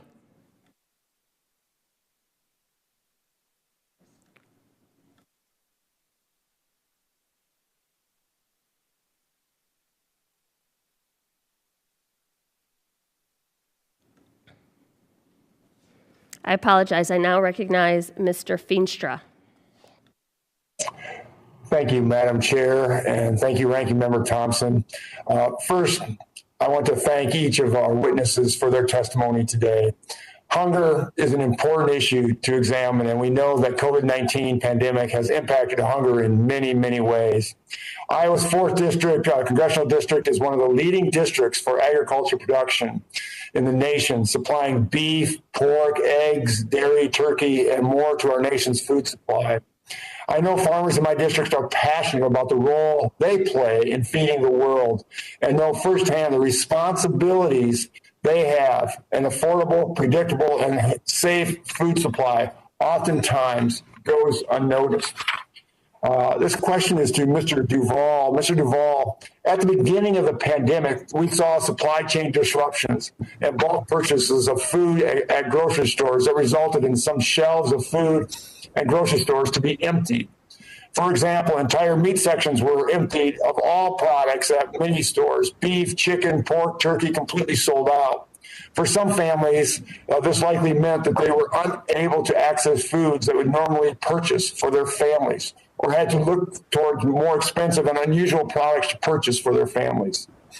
I believe it's important that we examine what could have been done to prevent a situation like this from taking place and proactively think about situations in the future that could impact the regular supply of food products in our grocery stores. Mr. Duvall, could you discuss any ideas the American Farm Bureau may have about how to better secure our supply chain to ensure product supply disruptions don't happen again? And number two, could you also discuss any threats to our agriculture supply that you believe this committee should be looking at in the future, like African swine fever, foot and mouth disease, bird flu, et cetera, that could have potential causes for disruptions as we move forward in our society? Thank you.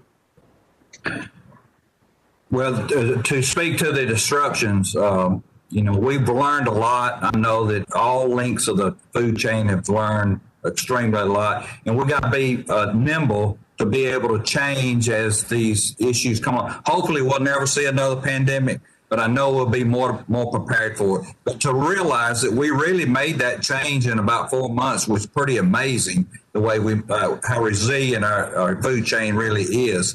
But we've learned a lot, but if you think about putting in things to make the things that we've implemented, it slowed the system down. And when you slow the system down, it's not as efficient and it costs more. So there's a balance between how much are we willing to spend trying to get it there. And it's mostly in processing, of course, not at the farm level. Processing, how much are we willing to spend and how much of that's going to be passed on to people at the grocery store, and what does that do to hunger? It makes it worse. So to slow it down is expensive. Speaking to the farmer, what we can do to the farmer, make sure that food's always there. Our risk management programs in the Farm Bill are absolutely crucial. It's a cornerstone on the Farm Bill. And we need to make sure that we streamline the approval process of the new products that come out there to help us be more competitive in the world and to stay on the cutting edge so that we can be efficient. Thank you, Mr. Duvall. I just wanted to say, coming from my family works very hard on a cattle and hog farm in Northwest Iowa. And, it was really a scary time when March and April hit. And all of a sudden we had to make big decisions because the packing plants were closed and there was no meat or produce on the shelves. And I just hope, I learned a lot, but when it comes to African swine flu or bird flu, can you talk how we should be proactive in those areas, because that could be the next thing. We had it with COVID, but now there's other storm clouds on the horizon that could do the same things. You're exactly right. When IP came through with poultry, I'm in the poultry industry. There was great communications between universities and state departments of agriculture and the federal government. We just need to make sure that all those plans are there. And of course, I've mentioned this many times, the importance of research and development dollars to make sure that we're ready to vaccinate or do whatever we got to do to protect our animals and the people as we move forward. Thank you, Mr. Duvall, and I yield back. Thank you. I now recognize Ms. Bustos of Illinois. All right, thank you, Madam Chair. Mr. Hodel, thanks for your testimony before the committee today. Last summer, I took a virtual tour of Midwest Warehouse in Peoria and got to meet some of your wonderful team members. One issue that came up during the conversations that I had there was the issue of storage. And with the farmers to families food boxes, many of the food banks and pantries didn't have the infrastructure that was needed so they could keep perishable commodities fresh. We heard this from other places as well. So my question is, did the Midwest Food Bank have the cold storage infrastructure that you needed to keep items like milk and eggs and meat fresh? And as part of the Farmers to Families Food Box Program, did you receive an allotment of funds for storage and distribution? Yeah, thank you, Ms. Bustos, for the question. In general, yes, we did have adequate capacity. Midwest Food Bank has worked hard to ensure our freezer and cooler and capacity size is adequate as we build and expand our facilities. We did bring on additional storage. We were able to purchase some additional external trailers or sea containers. So we added some capacity in the midst. In some cases, we were blessed to do that with some private funding and support. In other cases, we did see some CARES dollars get extended out to the food bank that allowed us to put that cold storage and capacity in place. So like anything with the disruption, we kind of had to modify our modes of operation multiple times and real time. One of the things that we did to accommodate for that was to increase the frequency of our distribution. Knowing our agencies could not hold the items, we would increase their pickup 2-3 times a week so that they could take what they could hold and distribute within a day and come back the next day. So those were some things from an operational perspective that we just had to be nimble and work our way through. So how do you see that as far as the cold storage going forward? Do you still have additional needs? And if you could even broaden that beyond just your own organization, what you're hearing from your colleagues as far as what the need is for cold storage? Yeah, I think that's always the prize space in the warehouse is the cold storage. And it varies. I think it varies across the food banks that we have or the food banks that I visit. I think support for the wholesale food banks to have that infrastructure in place would certainly be welcome. Funding support, because we know that those dollars translate in holding nutritious food. And so those dollars really at the end user client resulted that they get a more healthier food item because we were able to have it in cold storage. And likewise, I think the granting opportunities available for even our agencies. There's thousands of pantries across the U.S. that would benefit from additional cooler and additional freezer. We try to connect them with those resources as well. I think it's both at the wholesale food bank level, but also at the retail food pantry level that benefit would help. Thank you, Mr. Hodel. A follow-up question. The Midwest Food Bank serves a large portion of central Illinois, including parts of the congressional district that I serve. What are some of the unique challenges that you have faced that in delivering meals to more of the rural areas in our state? Yeah, I think the infrastructure for people to get to our food banks. And so we've just had to kind of extend ourselves out in terms of our distribution sites. But I think it's also the challenge of just knowing who is in need sometimes them raising their hand or getting a good contact with them. What we have found, it requires kind of multiple trips into a region and setting up a mobile pantry. Then the word starts to spread. And so I think it's through repetition and some consistency that is key. But at the same time, making sure that you have product there that they can take home and use, and it's a benefit for them and their family. So it's a journey that we continue to learn, but we certainly have our eyes and ears open to how we can best serve kind of all of the rural areas equally. All right, very good. Thank you, Mr. Hodel. My time is about ready to expire, and with that, I yield back, Madam Chair. Thank you. Thank you, Ms. Bustos. I now recognize Mr. Moore from Alabama. Thank you, Madam Chair. I just have a question for Mr. Hodel. You know, and we've been told over the years, if you give a man a fish, you'll feed him for a day. If you teach a man to fish, you'll feed him for a lifetime. And, you know, I was just curious. I know food banks have evolved over the last few years, and y'all made some great changes and adjustments, especially considering this pandemic we've been facing. But are we working to connect families with programs other than just SNAP? You know, there's some training programs, employment opportunities. And the one thing I think I picked up on this call is there's plenty of opportunities for people to work. And I'm sure there's some people coming through there if we could coordinate the training, not just feeding them, but teaching them. So down the road, they have opportunities to have employment, and they're not so dependent on us to feed them. And I think that that's a direction that I'd love to see us go. Less dependency on government, more independency for people out there. And so I'm just curious if you guys have had an opportunity to connect socially with other groups and organizations maybe, and through the SNAP program, the training programs, to allow these people to get off the SNAP and get on their own feet. I think that's, at the end of the day, government programs are great safety nets, but I don't want them to be spider webs. I don't want to trap people in those programs. I want freedom and opportunities out there. Is that something we can do, Eric, or do y'all see us going in that direction at some point? And Mr. Wade, feel free to weigh in as well. I'm just curious your input on this. Yeah, thank you for the question, Mr. Moore. We do certainly try to connect those individuals that are in need and to get them plugged in. One of the things that was a benefit during the pandemic, as businesses had to close or do furloughs, we provide a place for their employees to come, and their employers encourage them to come and volunteer. So they were able to still get paid by their company, but they were volunteering and they were giving back to the community. So that was an example of probably keeping somebody from slipping into that poverty level by keeping them employed, but also giving them purpose and putting them to work so they knew what it was to serve the community. And so those are the type of creative programs that we try to be open and partner with the business and the supporters of the food bank.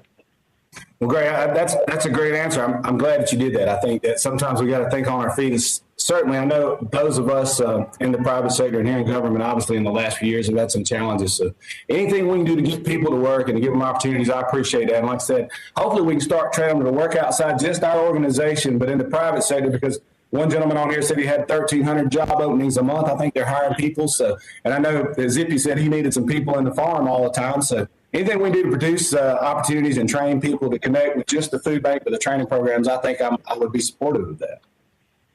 Yep. If I may, Representative Moore, I'd love to add to the context here. At our food bank, we certainly agree that helping people get access to increased opportunity through higher paying jobs is an important part of solving for food insecurity. Just yesterday, I was down at Atlanta Technical College, where we were partnering with them to distribute food to students who are trying to access greater opportunities. We work with Goodwill and other workforce development organizations. And so that's really important. At the same time, it's important to understand that these kinds of transitions are not a light switch, and that it takes time for families to make such transitions. And in the meantime, we have to support them so that they can sustain the effort that's required to get the training they need to access new kinds of opportunities. So that's the first important point. The second important point is it's important to also recognize that there is a tremendous amount of turnover in the people who access SNAP during normal times. In Georgia, the average amount of time that people spend on SNAP is less than a year, which means the program works as it is intended. People get on the program as they face crisis, and then as they regain stability in their lives, they exit the program, which is exactly what I think we want for our food pantries as well, is to help people transition out of a place of needing help and into a place where they can provide for themselves. Thank you, Mr. Wade. I appreciate the input. I will say in my district, prior to the pandemic, we saw a 15% user rate drop to 13%. So, that's encouraging. We like to see people getting kind of on their own feet. So thank you for what you do. We appreciate what you guys do and what you're doing for our country and our hungry, as we call them. So thank y'all so much for your time. I'll yield back. Thank you. I now recognize Mr. Carbajal from California. Thank you, Madam Chair. And thank you to all the witnesses that are participating today.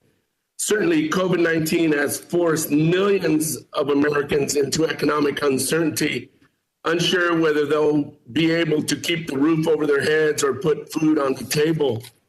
Under the last administration, USDA and SNAP emergency allotments to bump existing SNAP households to the maximum allotment. This meant that households already receiving the maximum allotment, which are the lowest income SNAP households, did not benefit from emergency allotments. Mr. Wade, can you talk about how this policy might have affected the people in the communities your food bank serves, and whether you think it would be beneficial for those communities if SNAP households already receiving the maximum allotment also receive emergency allotments? Well, thank you for the question. I think what we know is that some of the families who have been most impacted by the current crisis are families with children. They're sort of facing the crisis on two fronts. On the one hand, they're facing the economic challenges related to losses of jobs. On the other hand, they've got kids who ordinarily would be physically in school and they're not able to go to school physically. They're not getting access to the meals in the school, and it's hard for parents to leave the kids at home to go to work. And so those households are often the maximum beneficiaries in terms of the SNAP program. So we do believe that helping those families have access to more benefits would be helpful, because those are the families that are experiencing by far the greatest challenges. Thank you very much. Mr. Duvall, in your testimony, you discussed the ingenuity of farmers across the nation and the important role those changes have played in fighting food insecurity.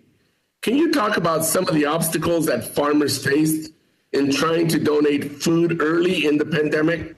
How can we make it easier to connect farmers who have extra food with those who are in need?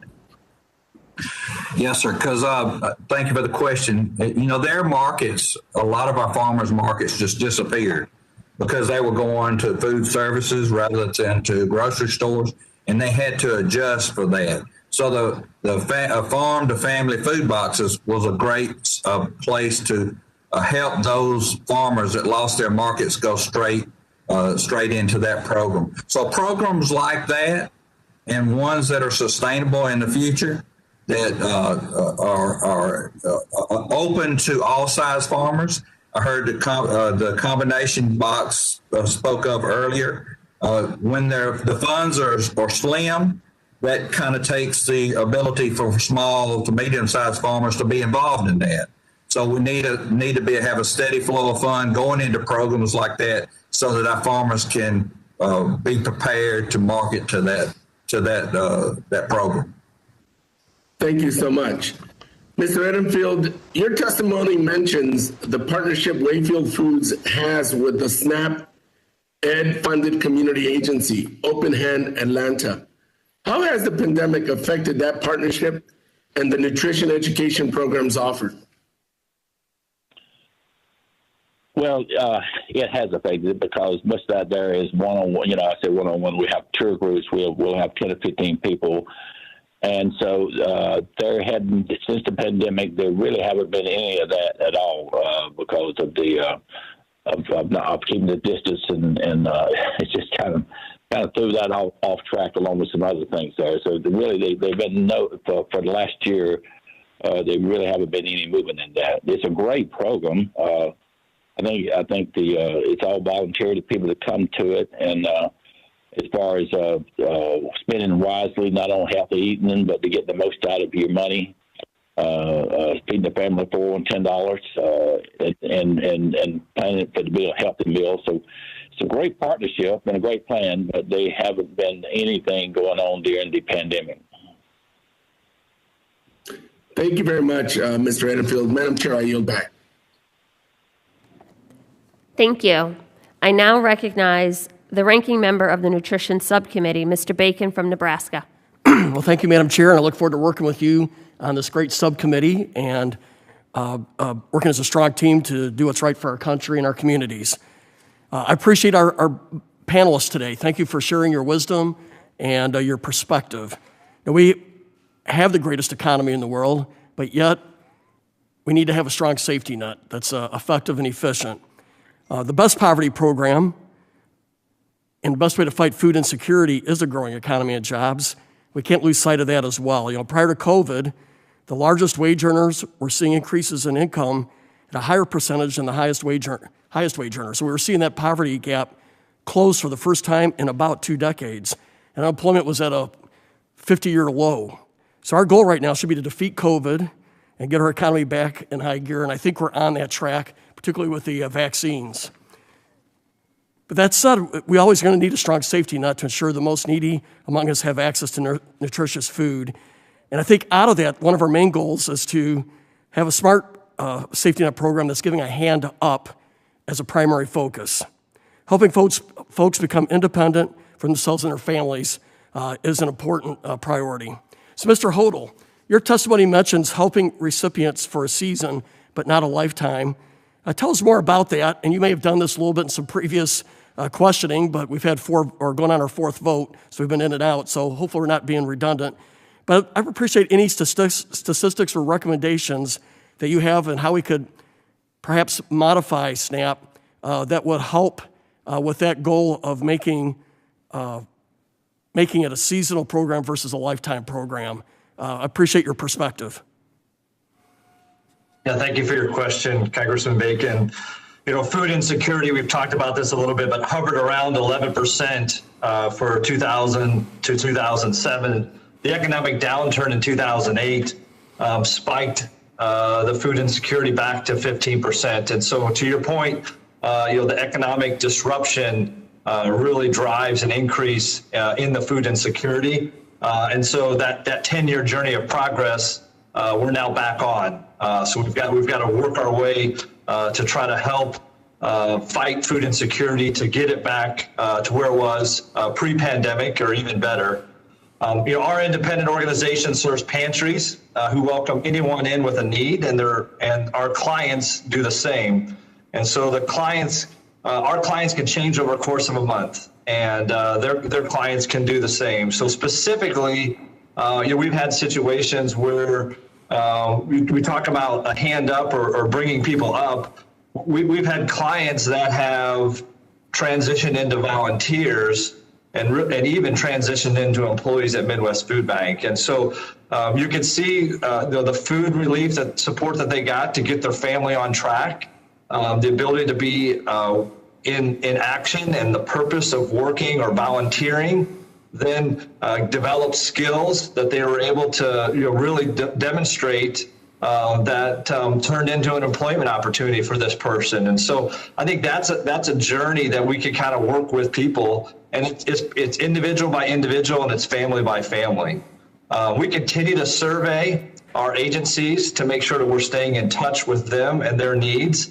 And we want to make sure that we're providing them the best service, the right products, and then providing holistic support. And so this is an area and a focus of the food bank as we continue to go forward. Well, thank you. And my next question is to the entire panel, or whoever would like to speak up. Not that everybody has to, but we put in about $40 billion in additional nutritional programming and funds over the 5 previous COVID relief bills. Were any of you surveyed about these needs or asked to provide testimony as we developed the spending? If so, how and by whom? Thank you.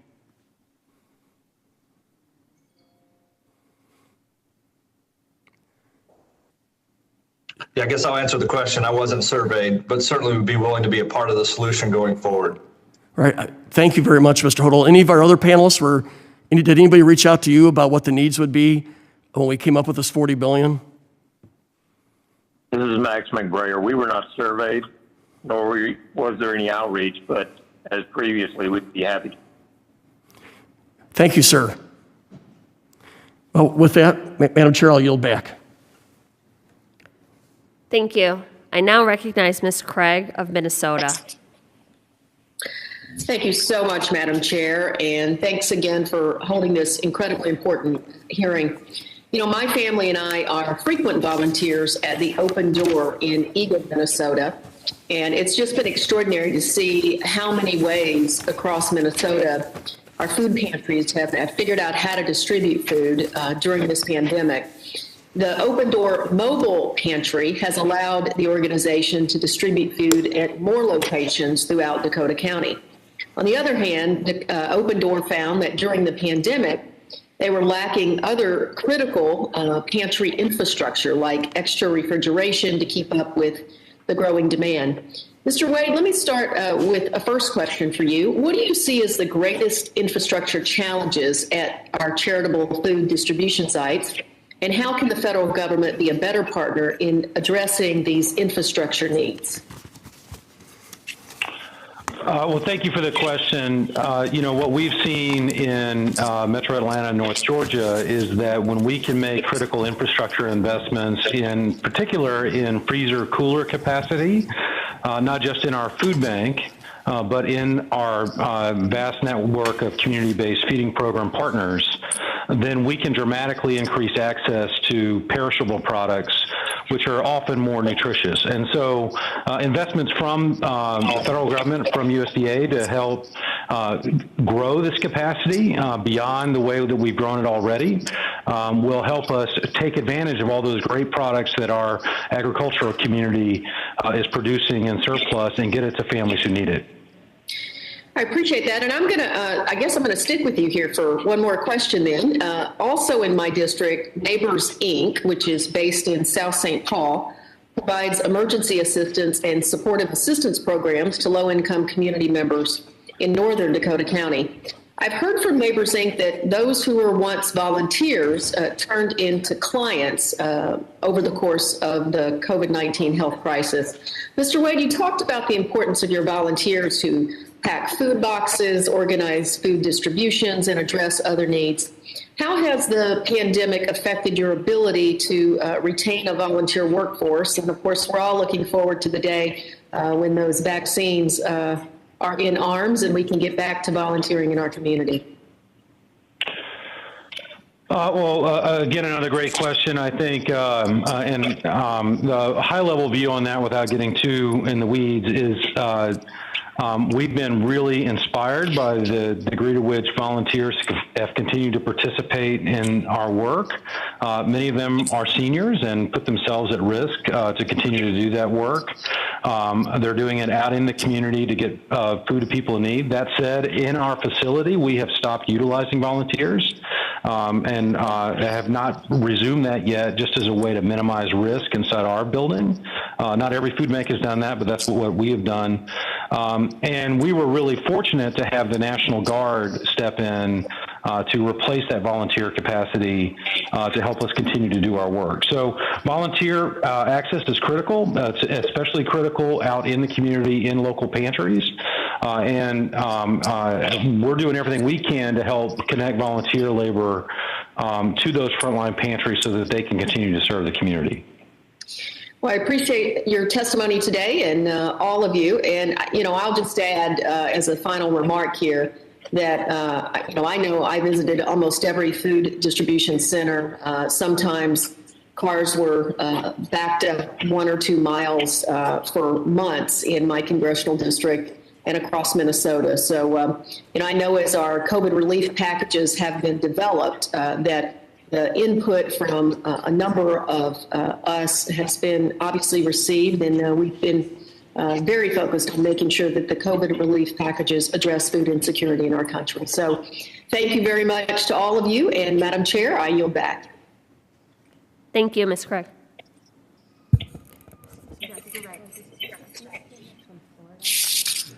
Yeah, she's Florida.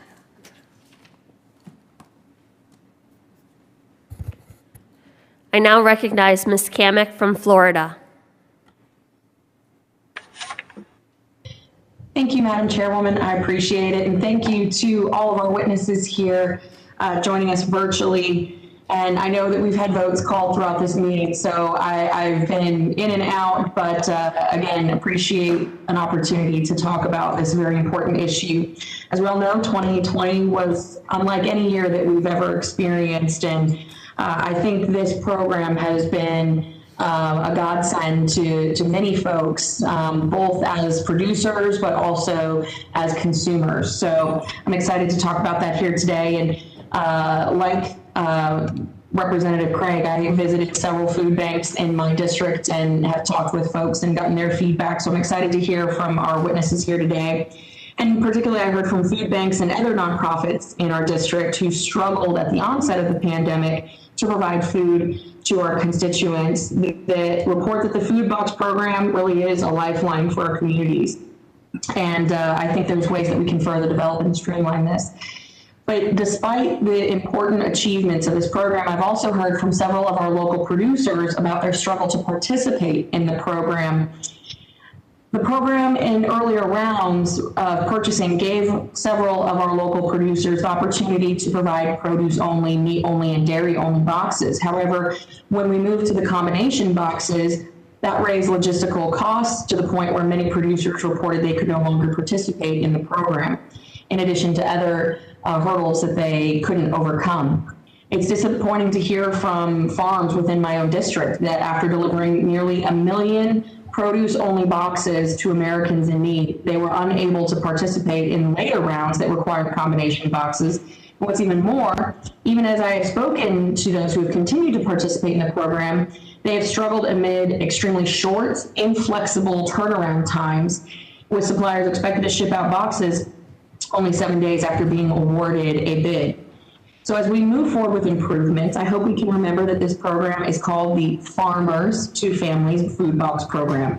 And its success is determined not just by how many boxes are delivered to Americans in need, but also how many of America's agricultural producers, big and small, are supported through this challenging time. So with that, I'm going to jump into some questions for Mr. Zippy Duvall. Zippy, it's good to see you. Your testimony told a similar story of many farmers around the country who care not just for producing food, but also ensuring that it gets to those most in need. And that being said, I've heard from many of Florida's producers about the difficulties associated with the switch under the food box program from a produce-only, dairy-only, meat-only box to the combination box. So from what you and your members have seen, what effect did the shift to a combination box have on your producers who participated in the food box program as a whole? Well, it did restrict the use of the program for our small to medium-sized producers. And we heard earlier that, food banks really work better when they get it in bulk. But our smaller guys can't do that. And those hurdles were put up. I think there were, we know that USDA was faced with the problem to be able to stretch the dollars, not knowing that there would be additional funds put into the program. They had to stretch those dollars as far as they could to feed as many people as they could. And we think that's why the combination box came into effect. So knowing that there's going to be a steady stream of dollars in a program like that, and not moving the goalposts when it comes to regulations of how you that you have to abide by to get in the program. Set it up to where the farmers can get used to how they're going to deliver it and allow them to produce it. But we got to keep in mind it is a farmers to families food box, and the ones that got hurt the most were our small and medium-sized farms in that situation. And as a follow-up to that, so I've heard some of our local producers talk about how they came across folks that were bidding on this and participating in the program using foreign produce that had been dumped on our markets. Have you heard that same thing? I heard that. I can't qualify it, but I did hear that. Okay. that kind of defeats the whole local domestic produce to our communities in need issue. But so again, and then as a follow-up, so how would you recommend moving forward that we can improve this? I think there's a logistical push that we're seeing on the recipient side, which will help streamline a little bit, that both Eric and Ron have spoke to. But from the farmer and the producer side, what can we do to streamline it to ensure that more farmers, especially our smaller and mid-sized producers, are able to participate in the program regardless of where they're at geographically? Yeah, we got to make sure that we understand a small family farm. It's a small business, doesn't have an HR department, doesn't have a stream of lawyers. It doesn't have anyone that's out there helping them abide by the rules that are put in front of them to participate. We got to make it simple. We got to streamline it, and we got to shape it so it will fit all sizes of our farms, and make sure that it's funded. Excellent. Thank you so much, Zippy. I think my time has expired, and I appreciate it. With that, I yield back. Thank you. Thank you very much. And now I recognize Congressman Schwer of Washington. Is she here? Mr. Chair, and thank you very much to our witnesses. I really appreciate all of you being here to discuss the very real and pervasive issue of hunger in America. Now, the Feeding America network of food banks, which is the largest charitable food assistance network nationwide, has experienced average increase of almost 55% in demand for food assistance since the start of the pandemic, and in some areas far more. Last year, food banks provided 6 billion meals to people in need.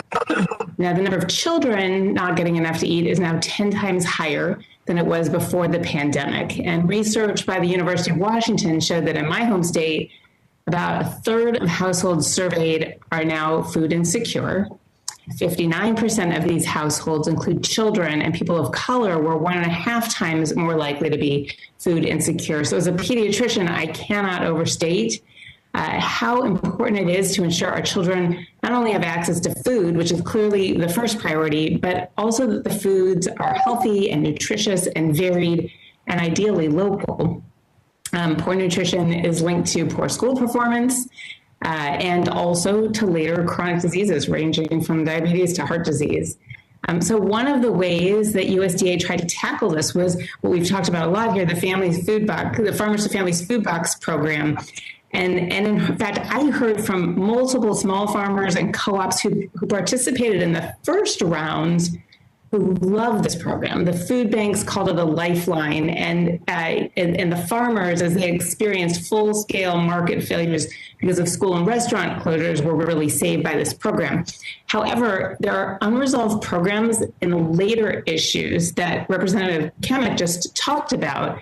I led a bipartisan letter with the Washington State delegation outlining some of the changes needed, and she touched on some of these being, kind of involving large farms and not small ones, having really big boxes that were too much for food bank refrigeration systems, lack of notification when things were coming, shipping food from across the country and leaving out our small and local farmers. And many of these small and local farmers were really just shut out in the later rounds, leaving their farm circumstances really in dire situations, despite a really well-intended program. And so I was wondering, at best, the food box program provides this unique opportunity for USDA to catalyze just an extraordinarily effective response to food insecurity, developing, getting food from farms to families. But as my colleague just discussed, leaving the smaller farms out. So I was wondering, what steps, Mr. Duvall, might you consider in future rounds to make sure things like smaller packaging, separating perishables from non-perishables, meeting the needs of food banks might be considered? Well, I think you've touched on it some yourself in your question. I think we got to go in and investigate what happened between the beginning of the program and what was happening at the end, and fix those problems to make sure that all size farms have the opportunity to participate in that. In any program, when you make it more difficult, the small family farm gets left out. That's right. Now, I have a follow-up question, and maybe this one is best for Mr. Wade. In the last Congress, I introduced a bill called the Farmers Feeding Families Coronavirus Response Act that actually would be a bit more nimble. It would channel money to the states, and then the states do have relationships with the small and medium farmers and with the food banks. And so I was just wondering, Mr. Wade, can you, have you thought about having food delivered more on a small scale, getting the states involved and distributing it more like the TFAP program? So thank you for the question. I think we certainly think that there are advantages to the TFAP system that should be integrated in the way that we think about a food box program. I think forward-looking visibility on how long the program is going to last is really important, having consistency in the participants. And in particular, I think the issue you're raising is really important and that Mr. Duvall is raising, is getting great input from people at the local level about how the program can work better. We have a great relationship, in part thanks to Mr. Duvall, with Georgia farmers across the food bank serving Georgia. Commissioner Gary Black here in Georgia helped facilitate that relationship, and there's a really strong community in Georgia of all of those agricultural participants. Speaking to them, at the local level will help ensure the program can be sustainable and meet both of its objectives of getting food to people while also supporting farmers. Thank you very much. Yeah, the states have great relationships. I am out of time. I wanted to thank you, and I yield back, although I don't think I have any time to yield. All right. Thank you very much. And now we'll hear from Mr. Baird of Indiana. You're recognized for 5 minutes. Thank you, Mr. Chair, and I really appreciate all the witnesses being here today and sharing their expertise about the food insecurity. I'm going to start with Mr. Hodel. I've thoroughly enjoyed the opportunity to learn more about your organization and the model that you've used and the way you do business. In terms of food security, each and every one of us in this hearing are probably fortunate compared to some on the global average. I particularly enjoyed learning about how your organization is so successful, including counties that are in my district here in Indiana, and through such a massive volunteer base and without a dependence on government assistance.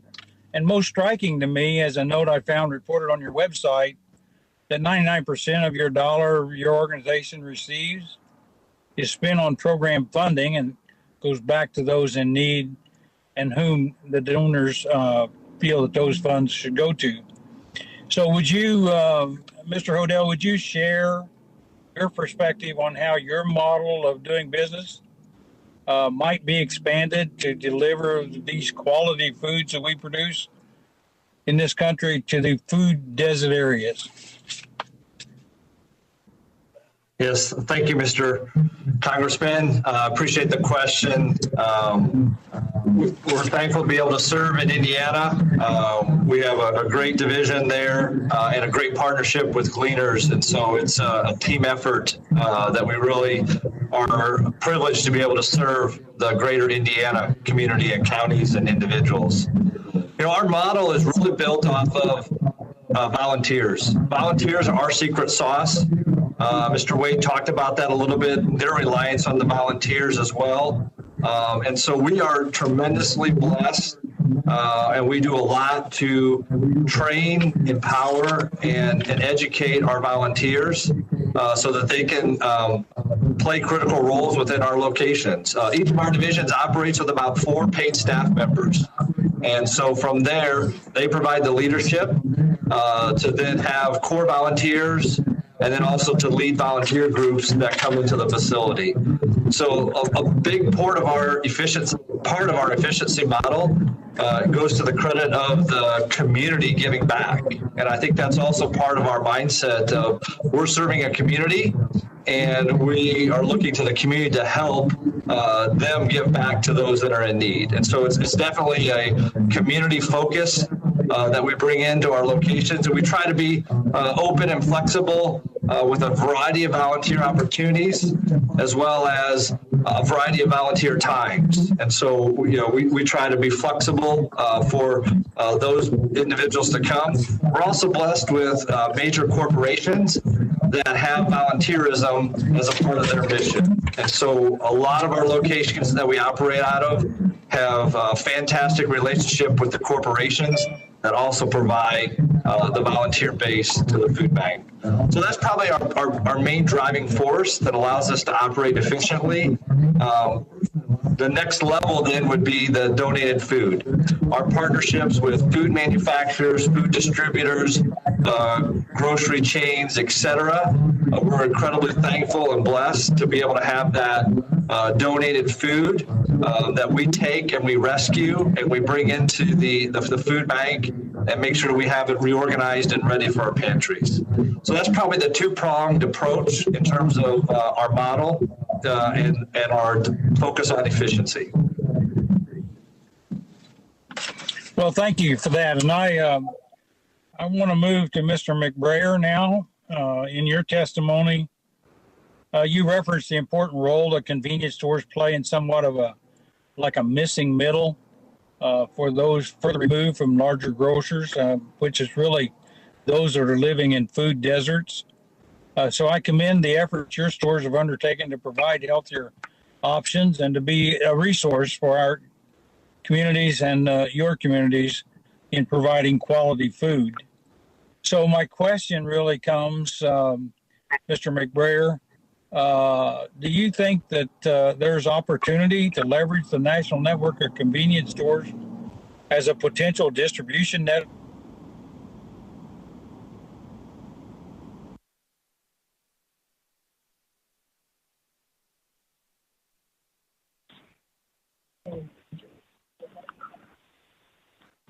Work for the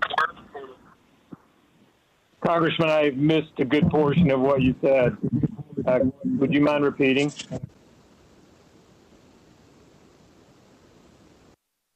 Yes, that was a very good question. So, because that's sort of what we're looking for in this committee, how we can solve this problem. So, Mr. McBrayer, did you hear it? I'm going to take a stab. I heard about half of it. He said, Chairman, be sure to interrupt. Yes. Jim, you may want to turn off your camera to get good audio. Okay. Could you ask that again, Jim? Your question is now good. Can you hear me? Yeah, we can hear you. Can you hear me now? Yes.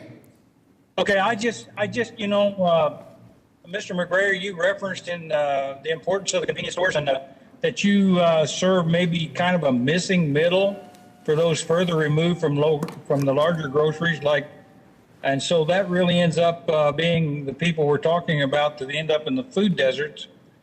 And so I commend your efforts. And so to get to my question, do you think there's an opportunity to leverage the national network of convenience stores as a potential distribution network for helping deliver these high quality foods, particularly to those food deserts? Did you get all that? My answer, yes, I did. Thank you. Yes, our convenience stores, and I'm speaking Racetrack and Raceway, provide that last mile, which is a term of art these days, to meet people where they're in need, whether it be at 4 o'clock in the afternoon or 4 o'clock in the morning. The convenience store industry is about 160,000 individual stores in this country. I think it's absolutely an important idea to talk with our trade organizations, of which we're members of 3, and say, how might we do this and get participation in that discussion? Because we are the last mile. People who shop at grocery stores, we are not the solution to the whole problem. We are the point at which people can interface quickly and with dignity and obtain food, take home and eat. but we can also provide more as we talk about how we might be willing and able to do that under some type of congressional approach. I would like to say that the SNAP program, as we see it, is functioning very, very well. It is not complete, but there are opportunities going forward, and we would avail ourselves of that. So thank you. I can't see the clock on how much time I might have left, but if there are any other witnesses that would like to testify, feel free to do so. If I'm not over my time, Mr. Chair. Yeah, you are, but you have really hit on a very good point, and it's the sort of thing that we're after in this hearing, and we can follow up on it. But if there are any other members that might want to elaborate on this, did you hear me? Did he hear me? Yes. Yes. Oh, you yelled it back. But let me just take that just a little bit further, because there may be Mr. McBriar, in response to his inquiry about setting up a distribution network. You see, people have to understand convenience stores are the lifeline for rural areas. Many of them don't have Kroger's or all the varieties that are in our urban centers. And so I'm very interested in us following up on that. And your question was a good one. And staff, you all write that down to see how we might, and Mr. McBriar, your answer was right on target. And there may be a need that we in Congress can get some added resources to fill in the gaps here. But I'd like to work with, what's that? That was Dr. Baird. Dr. Baird, yes. Wouldn't be a doctor there, you know? All right, I'd like that one, and we will follow up with it. Thank you for that. And now I will recognize Mr. Bishop of Georgia for 5 minutes. Thank you very much, Mr. Chairman and our ranking member. Let me go back and be sure to welcome my good friends from Georgia who are witnesses, Mr. Wade, Mr. Hodel, Mr. Edenfield, and Mr. McBriar, and of course, my friend of long standing, Mr. Zippy Duvall. I want to also send a special note of condolence to Mr. Edenfield on the passing of Mr. Moses White and his wife from COVID, who for years a strong advocate for grocery stores. And we still grieve with you on the loss of Mr. Moses White. Let me get right to it. I can't see the clock, but despite the increasing food insecurity among our active duty military families during the pandemic, the service members' basic allowance for housing, the BAH, is treated as income for determining SNAP eligibility, which results in military families experiencing food insecurity and being determined ineligible for SNAP benefits. And Congress so far has been unsuccessful in addressing this gap, either in the Farm Bill or in the National Defense Authorization Act. So it has fallen to the food bank networks and other charitable organizations to perform the government's role in ensuring that America's military families don't go hungry. Today, the food pantries operate on and near every military base in the U.S., including Fort Benning in my district and the Marine Logistics Base in Albany. So Mr. Wade and Mr. Hodel, can you talk about the work that your food banks and the other food banks in your area do to serve military families? And can you characterize the need that you're seeing among this subpopulation? And let me just go ahead and ask my second question, which will be directed to Mr. Edenfield on rural grocery stores. Of course, the latest estimates suggest that 1.1 million rural households lack access to a vehicle, and they have low access to supermarkets or grocery stores. They live over a mile away, and some of the residents in my district, like those in Crawford County and Talbot County, the nearest grocery store is over 15 miles away. And so, Mr. Edenfield, you can think about what can we do to make it easier for small rural counties to attract investment and support for bringing grocery stores to the area. Other residents that live in my district, like in Columbus or Albany, which are considered urban areas, they still have almost half an hour from the nearest full-service grocery store. Some of them are hosting pop-up grocery stores and trucks, but this isn't a really sustainable solution for rural or urban food deserts. What can we do to increase the number of supermarkets in our rural and in our minority communities in the urban food districts? So if Mr. Hodel and Mr. Wade will go first and save some time for Mr. Edenfield, I'd appreciate it. Go ahead, Mr. Wade, and then I'll follow. Great. Appreciate the question, Congressman. And I think at our food bank, we certainly see a disproportionate number of veterans accessing services throughout our pantry network.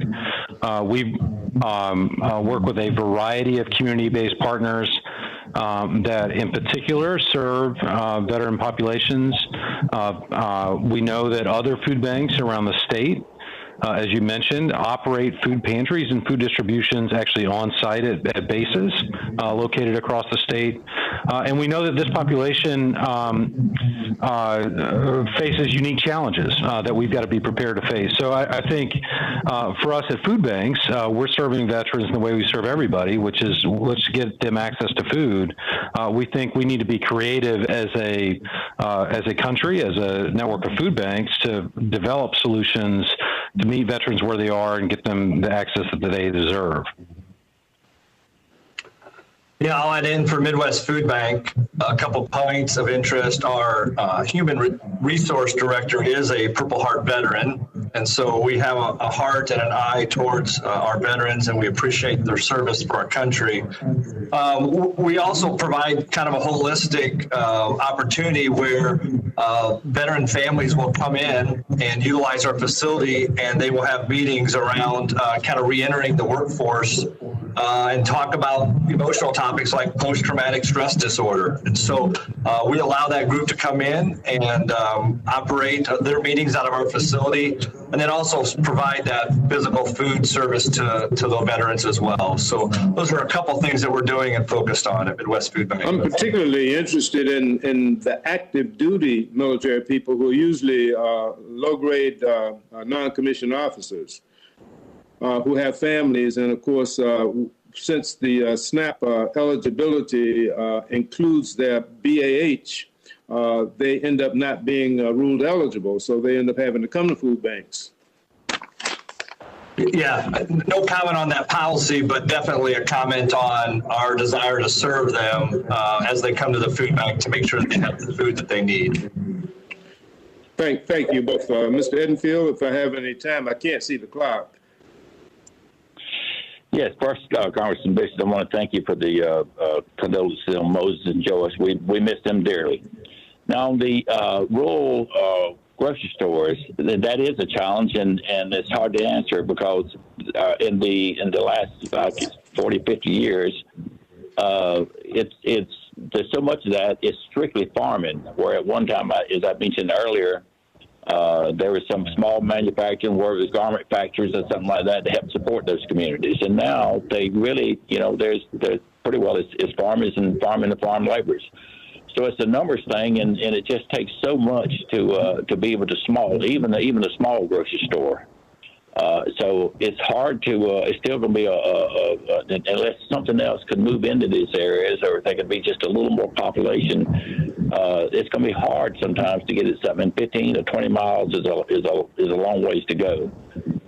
So I can understand that, but unfortunately, I don't know that there is a quick and easy answer to it. You also have the issue in urban areas. Has my time expired? Yes, it's a little over 2 minutes, my friend from Albany. I didn't want to interrupt that line of question because I think combined with what you're bringing up and what Dr. Baird was talking about gets to the whole meat of why and why we've held this hearing. We got to find creative ways to end this food hunger. And that starts with where people go to get the food. Our food banks, our convenience stores, our grocery stores. And we have to develop the mechanism and infrastructure where they are. So let me get some other members in and we'll come back to that point. And let's see, Mr. LaMalfa from California. You're recognized for 5 minutes. Thank you, Mr. Chairman. I appreciate the time and the kind way you conduct the committee here. So, well, at the risk of maybe some redundancy, since we've been running back and forth between votes and who knows who has asked what, I just have a couple thoughts here on you know how we're doing things and how we can be more successful. So I was particularly interested again in furthering the thought on the Farmers to Families Food Box program, which seemed to have pretty good success and very much so delivering quality fresh food that hadn't quite been as available in the past, and it's of course domestically grown food. So can we touch on that a little bit more, Mr. Hodel, on how that has benefited the food bank's ability to deliver a good quantity and good quality of food to those in need? Yeah. Thank you for the question. We typically run with 4 to 5 weeks of supply as we try to look out and be prepared for our agencies. And we were running at that level last January, February, and then the pandemic hit. So we continue to be strong in our procurement. We continue to lean into purchase of items to make sure that we had our shelves stocked. But we saw our weeks of supply dip to 3.2 weeks of supply in April and 2.6 weeks of supply in May. And conversation I had with some other CEOs at food banks, they were seeing the exact same scenario unfold. So for us, the Farmers to Families Food Box was a huge boost. In June, we returned, as that program came online, we returned back to 4 weeks of supply. So we could see very much in our metrics what that volume, influx of food did in terms of being able to supply to our agencies, and then let alone the nutritional benefits. It's been talked about and commended very well. The milk, the fresh produce, the meat and the protein, the cheese, the dairy products, just tremendously well received, which again helps with that nutritional cycle improvement for those that are in need. So again, very appreciative, and the feedback we got all the way through our agencies and our clients was extremely positive, and thankful and grateful for the Farmers to Families Food Box. Mr. Hodel, would you? I'm not trying to put words in your mouth, but how would you compare the quality of what was coming in the food boxes versus the delivery of the freshest or the highest quality food in past practice? Did this improve that quality as well as the quantity you were talking about getting back up to that timeline of a longer period of supply on hand? Correct. I mean, when we look at our metrics in terms of the percent of nutritional value of food that we distributed, we saw almost a double-digit increase with the addition of that. The quality of the food, we're blessed with some good relationships with some retailers and some producers that we have a pipeline to fresh yogurt, to fresh strawberries. So we do feel like we get good quality food that comes into our coolers and goes out to our agencies. So quality to quality, is very equivalent. But just in terms of the net benefit of the nutritional volume of food that went out of our facilities was almost a 10% increase, which we were very thankful for. Let's talk about food waste here a little bit. That's really sticks in my craw as well, where one of my colleagues talked a while ago about the number being about 30% of food that just flat goes to waste. And do you find with the food banks that maybe some jurisdictions have health department regulations that aren't really realistic as far as how food quality might still be, even though there might be a expiration date or a use-by date? Talk about that a little bit, please. I mean, more food that can actually be reaching people that is arbitrarily, and maybe in my view, deemed as not quite good. Yeah, a great question. The Good Samaritans Act allows us to be able to take those post-dated items and to give those out, which again, we're thankful for the foresight of our forefathers to putting that in place. But we do have a kind of a food distribution challenge to be able to identify and rescue and connect where that extra or excess food is.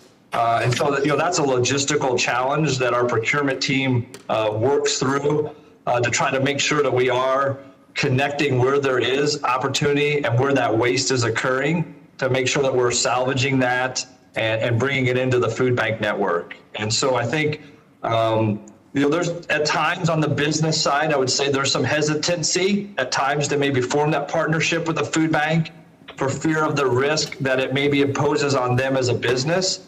So I think policies around kind of reducing that risk for a business would be helpful and be additional pipeline of opportunity for food. Okay, that thank the food you. bank network could leverage. Thank you. Mr. Chairman, would you mind yielding me another 30 seconds so I could ask Mr. Duvall something? I yield the gentleman an additional 30 seconds. Thank you, sir. Mr. Duvall, I wanted to touch on with the issues we're facing with food supply and such. How important is it, as a representative of farmers in America, that we have a domestically grown food supply versus reliant upon imported food, and the challenges that farmers are facing in America? In 20 seconds. Yeah, well, 20 seconds is food security is national security, and it is absolutely essential that we as a country be able to feed ourselves. For example, when we had insecurity and energy insecurity, we would depend on other countries for energy. We surely don't want to go there with our food. It is vitally important we continue to do that. Thank you, sir. Thank you, Mr. Chairman. I'll yield back. All I can say to that, my good friend Zippy Duvall, is amen. That is why we're having this hearing. Because if we don't do something about these food shortages, then you truly got a national security issue when we have to depend upon other nations to feed the most powerful nation in the world. I assure you will no longer be the most powerful nation.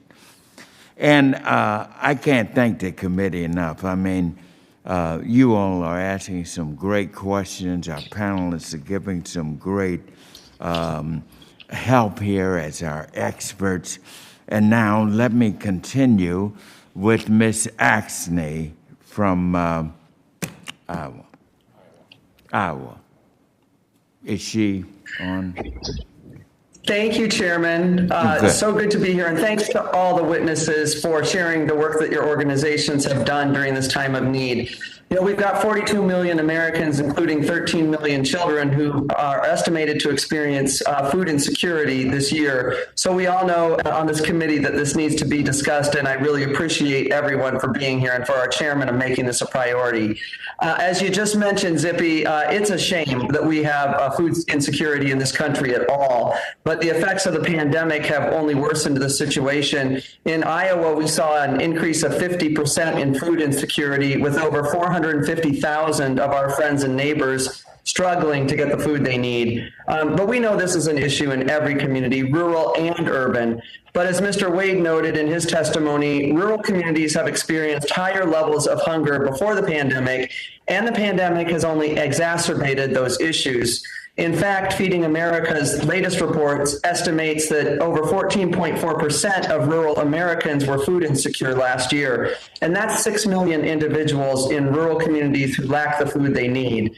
I'm also very concerned about the availability of fresh and healthy food options for these communities.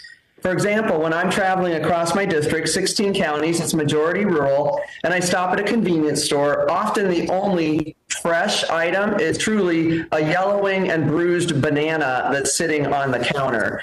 In fact, these convenience stores are often the easiest place and the most accessible place for folks to shop in between trips to the grocery store, which could be quite a distance away. So we've got to make sure that all of our communities have access to fresh, healthy foods in a convenient and affordable manner. And I'm sure that's something we all support here on the committee. And so glad, Mr. McBrayer, to hear about the priority your business has placed on expanding those offerings to your customers. My first question, Mr. Wade, you noticed in your testimony that smaller and more rural parts of the country have not had equitable access to CFAP products. Can you expand on that? And what would be your suggestions to fix this? Well, thank you for the question. I think the issue is that the way in which we're distributing the CFAP products is relying upon the relationships that the distributors that are awarded the contracts have in communities. And the incentives for those distributors is to move the product generally as quickly as they can so that they can complete the contract.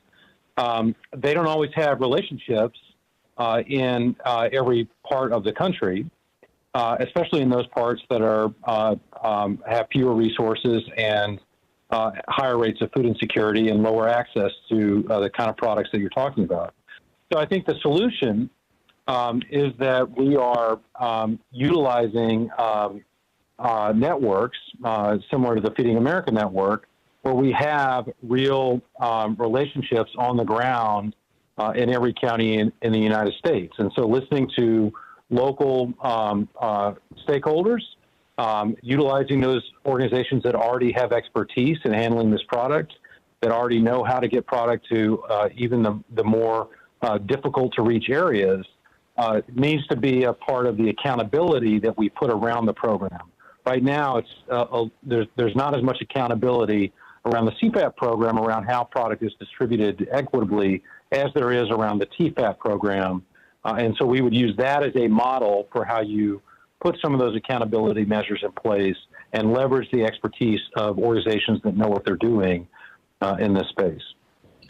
Well, thank you for that answer, and that's going to give us another opportunity to look at fixing that problem, and I really appreciate that. That's a common sense solution that we should be able to get behind. So thank you for that. I've heard from food banks in my state that the demand for mobile food bank setups have doubled this last year, mostly in rural communities. Can you inform us on the committee about the successes and challenges that those rural food banks are having in meeting their community's needs? Sure. So the mobile distributions have been extremely important to our ability to reach all aspects of our community, particularly given the social distancing that's required to operate safely. And it allows us to move a lot of food very quickly.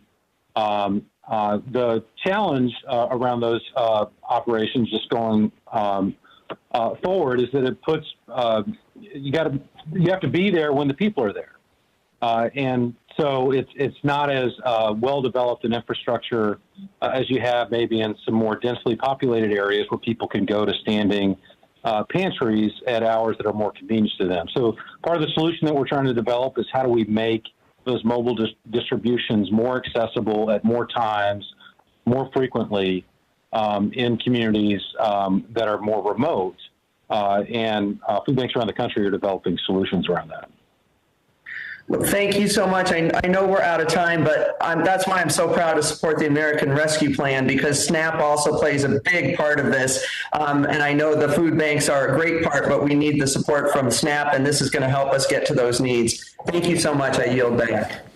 Thank you, Ms. Axney. And now I will recognize my good friend Bobby Rush from Illinois. You're now recognized for 5 minutes, Bobby.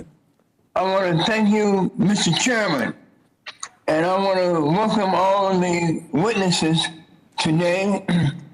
As I indicated once before on this committee, I am the grandson of and son of two Georgia farmers. I was born on a farm in Sylvester, Georgia, Southwest Georgia. I spent my early years on the farm. And Mr. Chairman, I would also like to say in the late 60s, early 70s, I was a part of an organization that created in this nation the first network of free feeding programs, the Breakfast for Children program. And I am so delighted to be a part of this very important hearing today. My question goes to Mr. Edenfield. Mr. Edenfield, in your testimony, you encourage, and I quote, this committee to consider the PEBT model for summer feeding programs as well, end of quote. Can you please discuss how this particular modeling of the PEBT benefits for summer programs could ensure that kids do not go hungry? Yes, sir. Thank you. This is something I see very important, because each summer, as a matter of fact, I tell my team we try to structure a lot of our ads and a lot of what we're doing, but we realize when the kids are out of school, they're not going to be getting that lunch program. So we try to have we take bread, we take some lunch meat, some of the fruits. Try to have a healthy lunch that's there, and try to have it as economical as possible, and it's geared really right for that. And I've thought for many years now that this is a real, and I know sometimes there's other programs, but there's not really a family program where you stay at your house and you have those extra benefits that comes here in the summertime. And so I think it's something that's very important to look at. Yeah, well, let me ask you another question, Mr. Edenfield. Or any of the other witnesses, as a part of the distribution system for food and to address the food insecurities that far too many Americans are facing, is there a role for cooperative food stores and cooperative approaches? At one time in American history, co-ops really helped play a key role. Is there any place, any space on the landscape in our nation today for cooperatively owned food distribution sources? Well, that's a good question too, and if there is, and this would be, of course, this is an opinion, would be more so in the rural areas there right now, and they could not. I'm not saying it wouldn't work in other areas, but there's such a shortage in some of the rural areas that would when you're talking about a cooperative there, it's so many people buying in and having ownership in that would help make that work, and so it would seem like to just thinking about it, that would be the most logical place to start a plan like that. Thank you, Mr. Chairman. Thank you so much. And now you are back.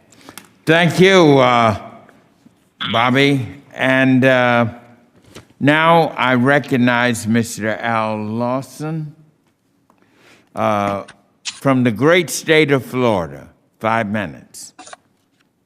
Thank you, Mr. Chairman, and welcome everyone to the committee.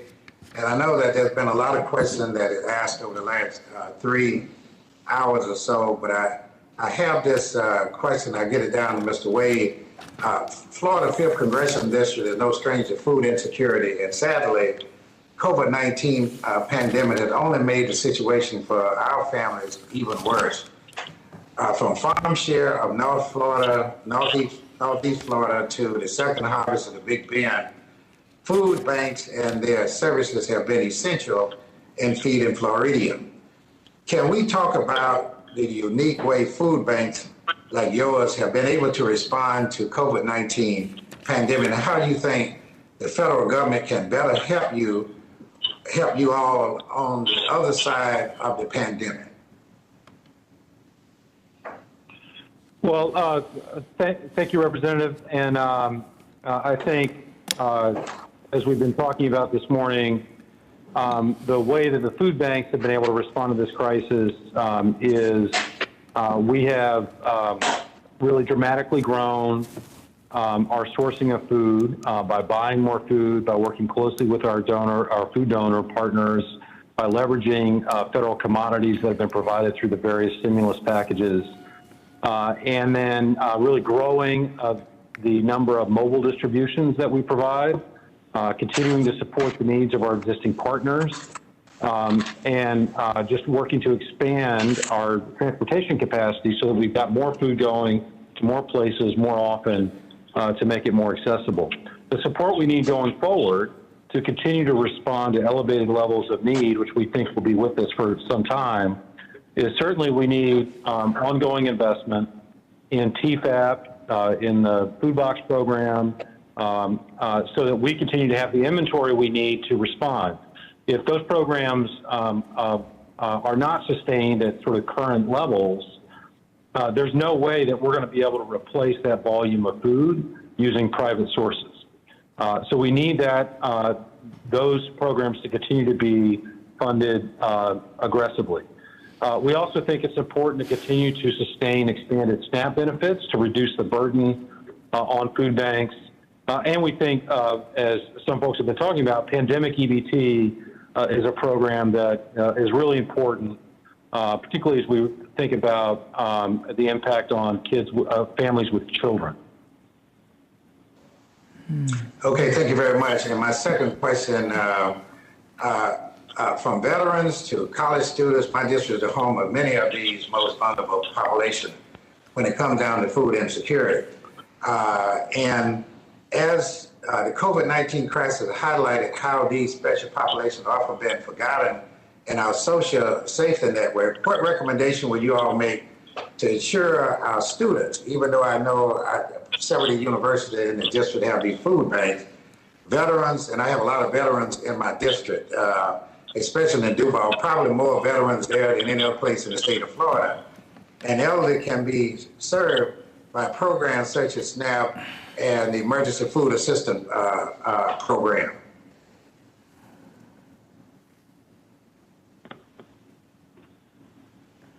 So I think so I think it's critically important. Our food bank believes it's critically important that as we think about the populations you describe, we just make food as accessible as possible. And the easiest way, the most efficient way to do that is through expanded benefits in the SNAP program. That's a program that is widely accessible, it's really efficient, it works, and is the easiest way to get food to people who need it, using our existing world-class infrastructure of grocery retailers that are available all across the country. Okay, thank you very much. That's a great answer, and I look forward to working with Ms. Chairman. With that, I yield back. All right.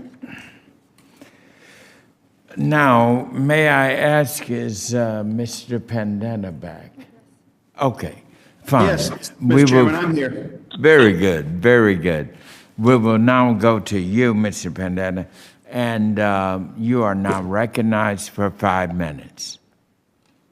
Outstanding. Thank you, Mr. Chairman, and thanks to all the witnesses for your preparation, for being here for now going on 4 hours. I appreciate your patience with this.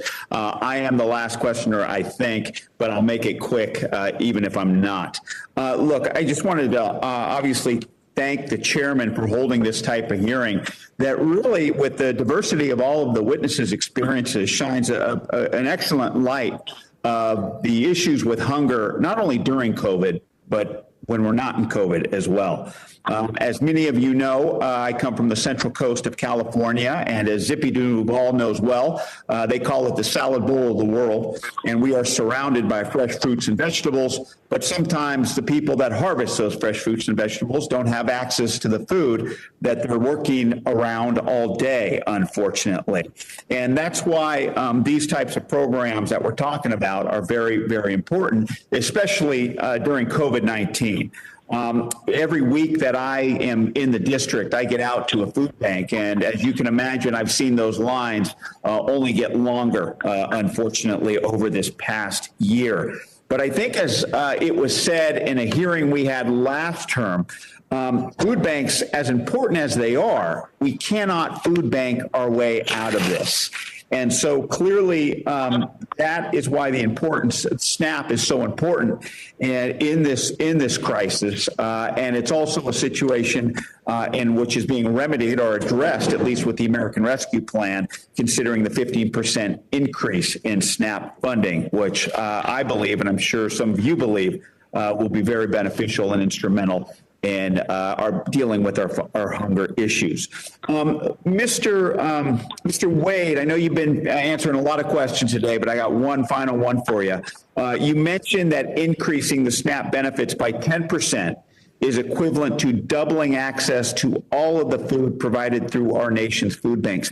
What would the cost to charities and nonprofits be to fill in the gaps if SNAP benefits were reduced?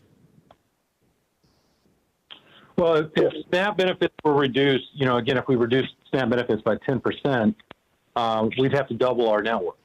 And so, we're already distributing 65% more food today than we were prior to the pandemic at my food bank. We're spending more than 50% more than we were in our expenses to do that. And so we'd have to go and find the resources to double that again, just to make up the difference of a 10% cut to SNAP. Obviously, that would not be achievable for any length of time, and that means that American families, kids, seniors would go hungry. Understood. Mr. Edenfield, if I may, can you talk about how the important role of SNAP, I want to hit on kind of in normal times, and as an income support for low-income workers in better times, what have you observed? Is it efficient? Are people using SNAP to buy the right kinds of food for their families? We find it to be very efficient. We find that if you take and we have some stores that has a heavier concentration of SNAP customers than other stores. And where it's a heavy concentration, there's definitely more of the home cooked type meals, from scratch type meals, whether it's your rice and your flour, your meal, and so many different things, and so there's much more cooking going on, and I think this also stretches the dollar a little bit more, and so I find it to be very efficient and very effective. Great. President Duvall, let me just kind of pivot over to you. Obviously, farmers in my district did a pretty good job in donating food throughout the COVID-19 pandemic. But, can you go into some of the obstacles that farmers faced in trying to donate food during the pandemic? Well, I think it's just the awareness of where they go with it. That's the biggest obstacle. And when they get there, are they going to accept it? I think the coordination is the biggest obstacle. Fair enough. I appreciate that. Once again, thank you, everybody, and thank you for your service to those who need it the most. I appreciate that. Thank you, Mr. Chairman. I yield back. Thank you very much. Ladies and gentlemen, this has been an historic and very impactful hearing on a very historic issue. We've not had this amount of hunger and food insecurity, and certainly in our lifetime here. And it is our responsibility as the House Agriculture Committee to be bold and to understand this is our challenge here. And I want everyone to know that I've had some discussions with both the Speaker as well as President Biden in the Oval Office when I was there, particularly dealing with how we are able to make sure we have adequate food supply in two of the most pressing areas, in our rural communities, which don't have the grocery store. And I'm so pleased when I heard Congressman's Dr. Baird's comments and the reply from our convenience store CEO, Mr. McBride, on how we can come together.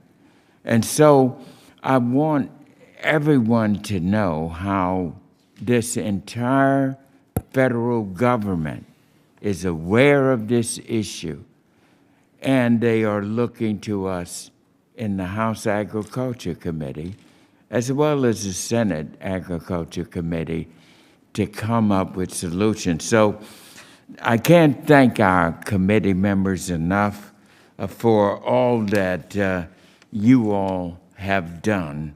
And I do want to say a word to Mr. Edenfield about my good friend Moses White. Please make sure you give our warmest regards to Moses White's family. Moses White and I went to FAMU, Florida A&M together. And he passed recently, but he was a champion for getting out there and making sure that folks did not go hungry. And Mr. Edenfield and your stores have been certainly leaders in that.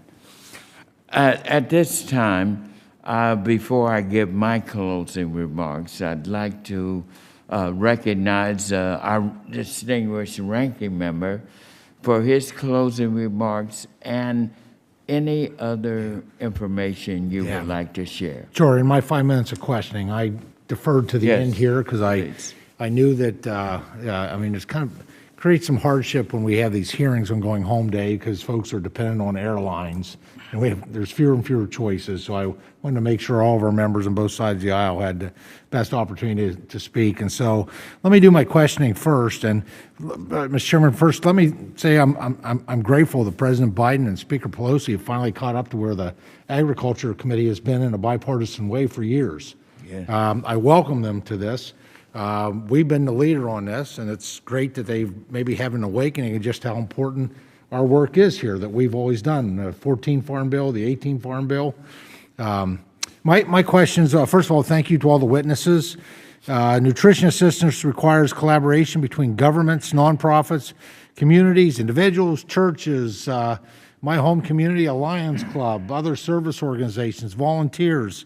It's amazing how many people come to the table, and it's those partnerships, public-private partnerships and efficient interactions between federal, state, and local agencies, and quite frankly, the nonprofits, the churches, everyone that's involved.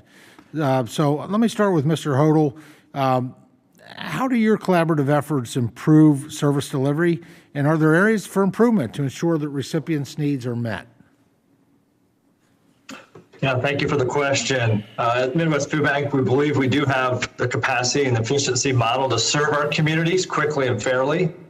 And I think this last year has taught us, doing more of the same is maybe not prudent, but also stopping and fixing is certainly not an option. So experimenting, disrupting, and trying new efficient channels to market that are innovative, I think are a solution. I think it's been talked about today that there's a multi-pronged approach to help fight and solve this food insecurity. And so the initiative and continued refinement of the Farmers to Families food boxes is a great example of an additional pipeline. So, how do you provide that pipeline to the farmers? How do you make it incentivized for the farmers to be able to sell and receive fair value for their products? And even, what type of reward is there for food rescue? And I think those are kind of questions that can be tackled. And I'm willing to be a part of that conversation, but also I think there's been some great progress in this last year, and we're appreciative of that. Oh, thank you. Thank you for that. Mr. Wade, your thoughts on how, with your operation, how do collaborative efforts improve your service delivery, and are there areas for improvement that we should be looking at? Well, our entire model is based on collaboration. The food bank, my food bank, has 170 employees. We're trying to feed close to 1 million people, and we can't do that without an extraordinary number of partners and volunteers and donors who all get engaged in the effort to fight hunger. In terms of improving the way that we operate, certainly our food bank is looking at ways that we can operate better, and I think the lessons learned from the pandemic are that we've got to move faster, we've got to be bigger, we've got to get closer to where people are. We're going to need help from government to do some of that work. We certainly need help from the food inventory. We need help in terms of sustaining access to SNAP. But we also need great investment and collaboration in the private sector. And we're leveraging expertise from world-class logistics companies here in Atlanta to help us think about how we improve. We're leveraging the expertise of community-based churches to understand how we can serve people with greater compassion. And we're going to put all that together to do even more to serve our food insecure neighbors who need our help now more than they ever have. Mr. Wade, thank you for that. President Duvall, Zippy, the first thing is just an observation that perhaps you'd think about. I know I'm thinking about it with from an ag, with resources for ag economists. This is kind of a follow-up to Mr. Allen's questioning. I think with the amount of spending that we're seeing, and obviously when there's a crisis, I appreciate quite frankly the roughly 9% of the bill that's going to the president's desk here tomorrow of 1.9 trillion. I think that's really important and helpful. I have concerns over your 91%, but what I'd like us to look at, I think it would be helpful for all of our ag economists to take a look at the impact, and we can go back in history to see this. The question will be, what was the impact on food affordability? Because affordability and access speaks to having proper nutrition, and with higher inflation, that we already know inflation is eked up. I hope it doesn't go any further, but I'm afraid with the amount of the massive spending that it might. So that's not really looking for a response, Zippy, but something I know I want to work with ag economists to look at, and you've got some great ones at the American Farm Bureau. My question for you actually has to do with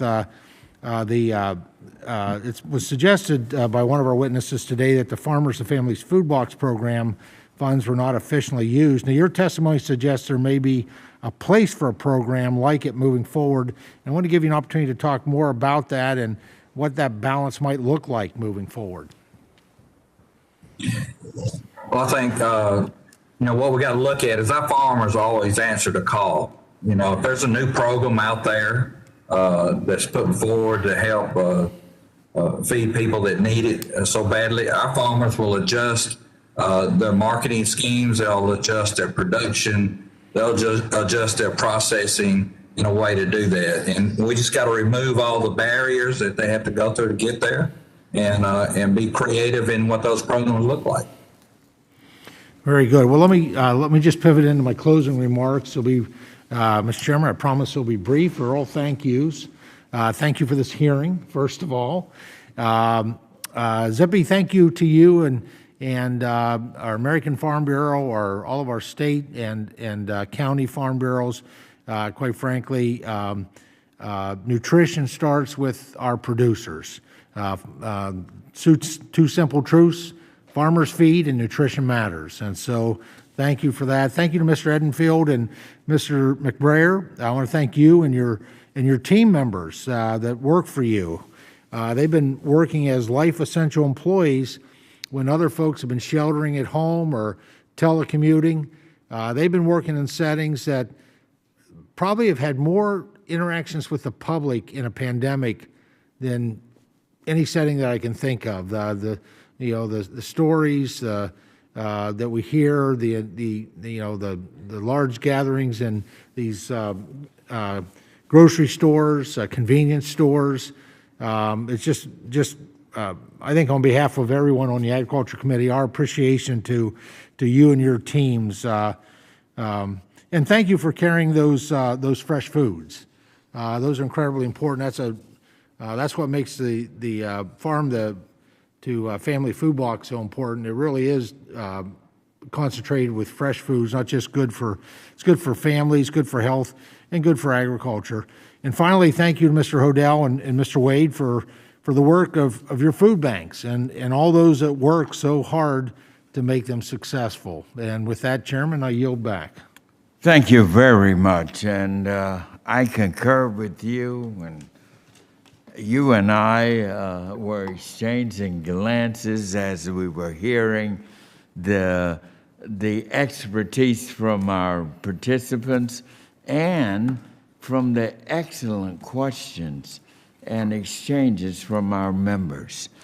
And I hope that those who have been across the country, who have been watching this hearing, you will go away with it knowing that we are very serious about making sure we solve this hunger crisis that we are in.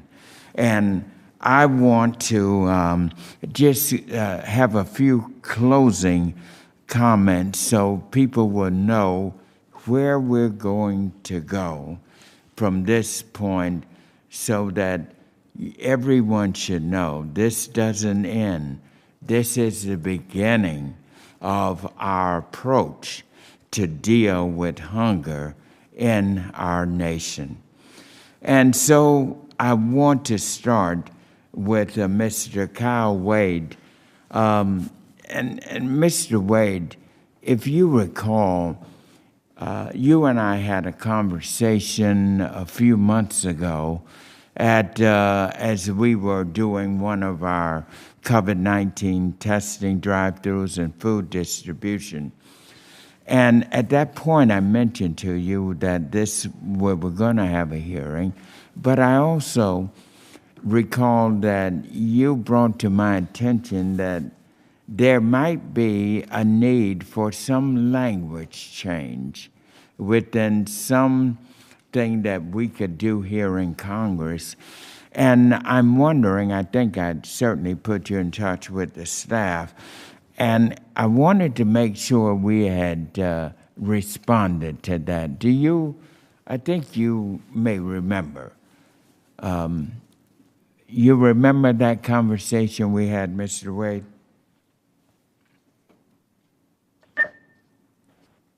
Well, we're in touch with your staff, Chairman, and are in good dialogue around that. Okay, you know what I'm talking about. Do you remember that? I think yeah, well, it had to do with I think some aspect of making sure that you were getting the kind of smooth transition with some phase of your activities with us here in the federal government. If not, we can proceed and pursue that. And I just can't remember exactly what it was on, but my mind was back there.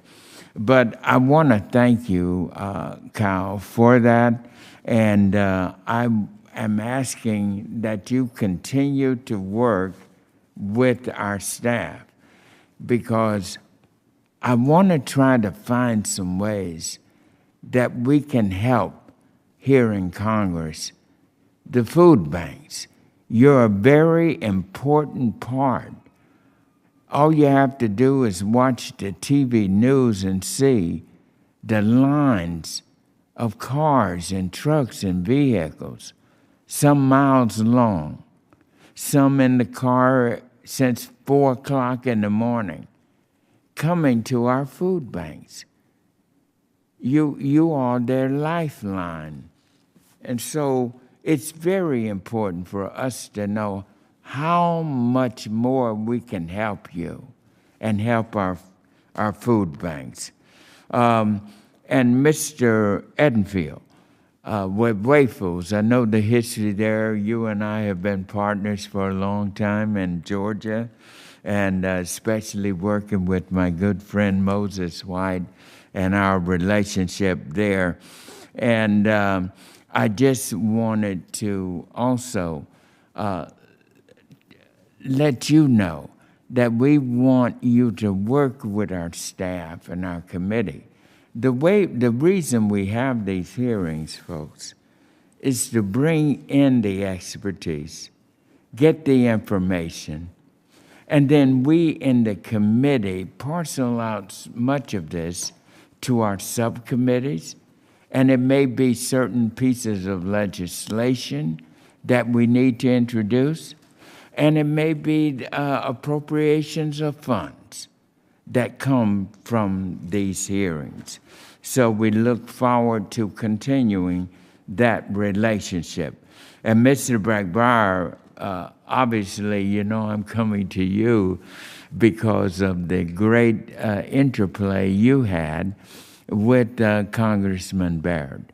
And that is something that really has perked the interest of our committee, because Mr. Bishop even came in to that, and you can see the enthusiasm within our committee to reach out to you.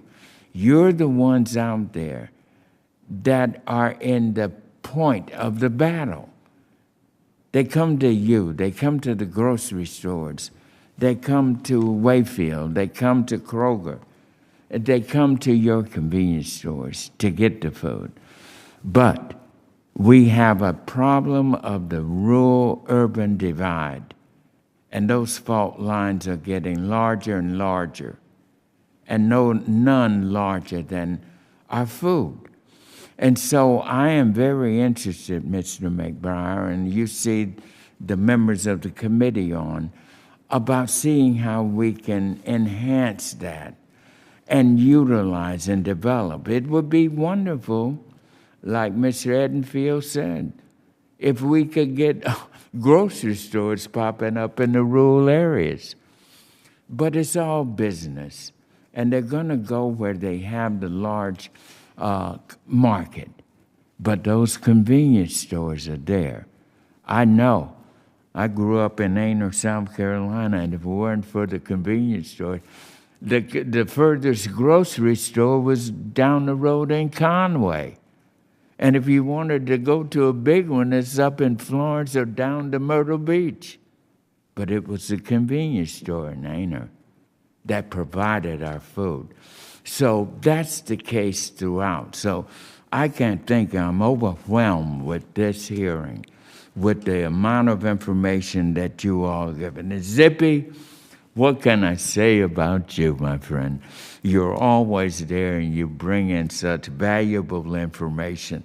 And Mr. Eric Hodel with the Midwest Food Banks, your comments and your participation was great. And so I come to the end of this hearing, but believe you me, this is the beginning of our work to make sure that we will not have this hunger crisis much longer. I commit this committee to doing that. Our staff is committed. So I just want you all to stay in touch with us, and we will come out with that. And I might mention also what we want to do. We wanted to get a series of these hearings in and bring in so we would know what to do. The next hearing, as you know, will be on the status of the black farmers, and we will have that on the 25th. So that's 2 weeks away.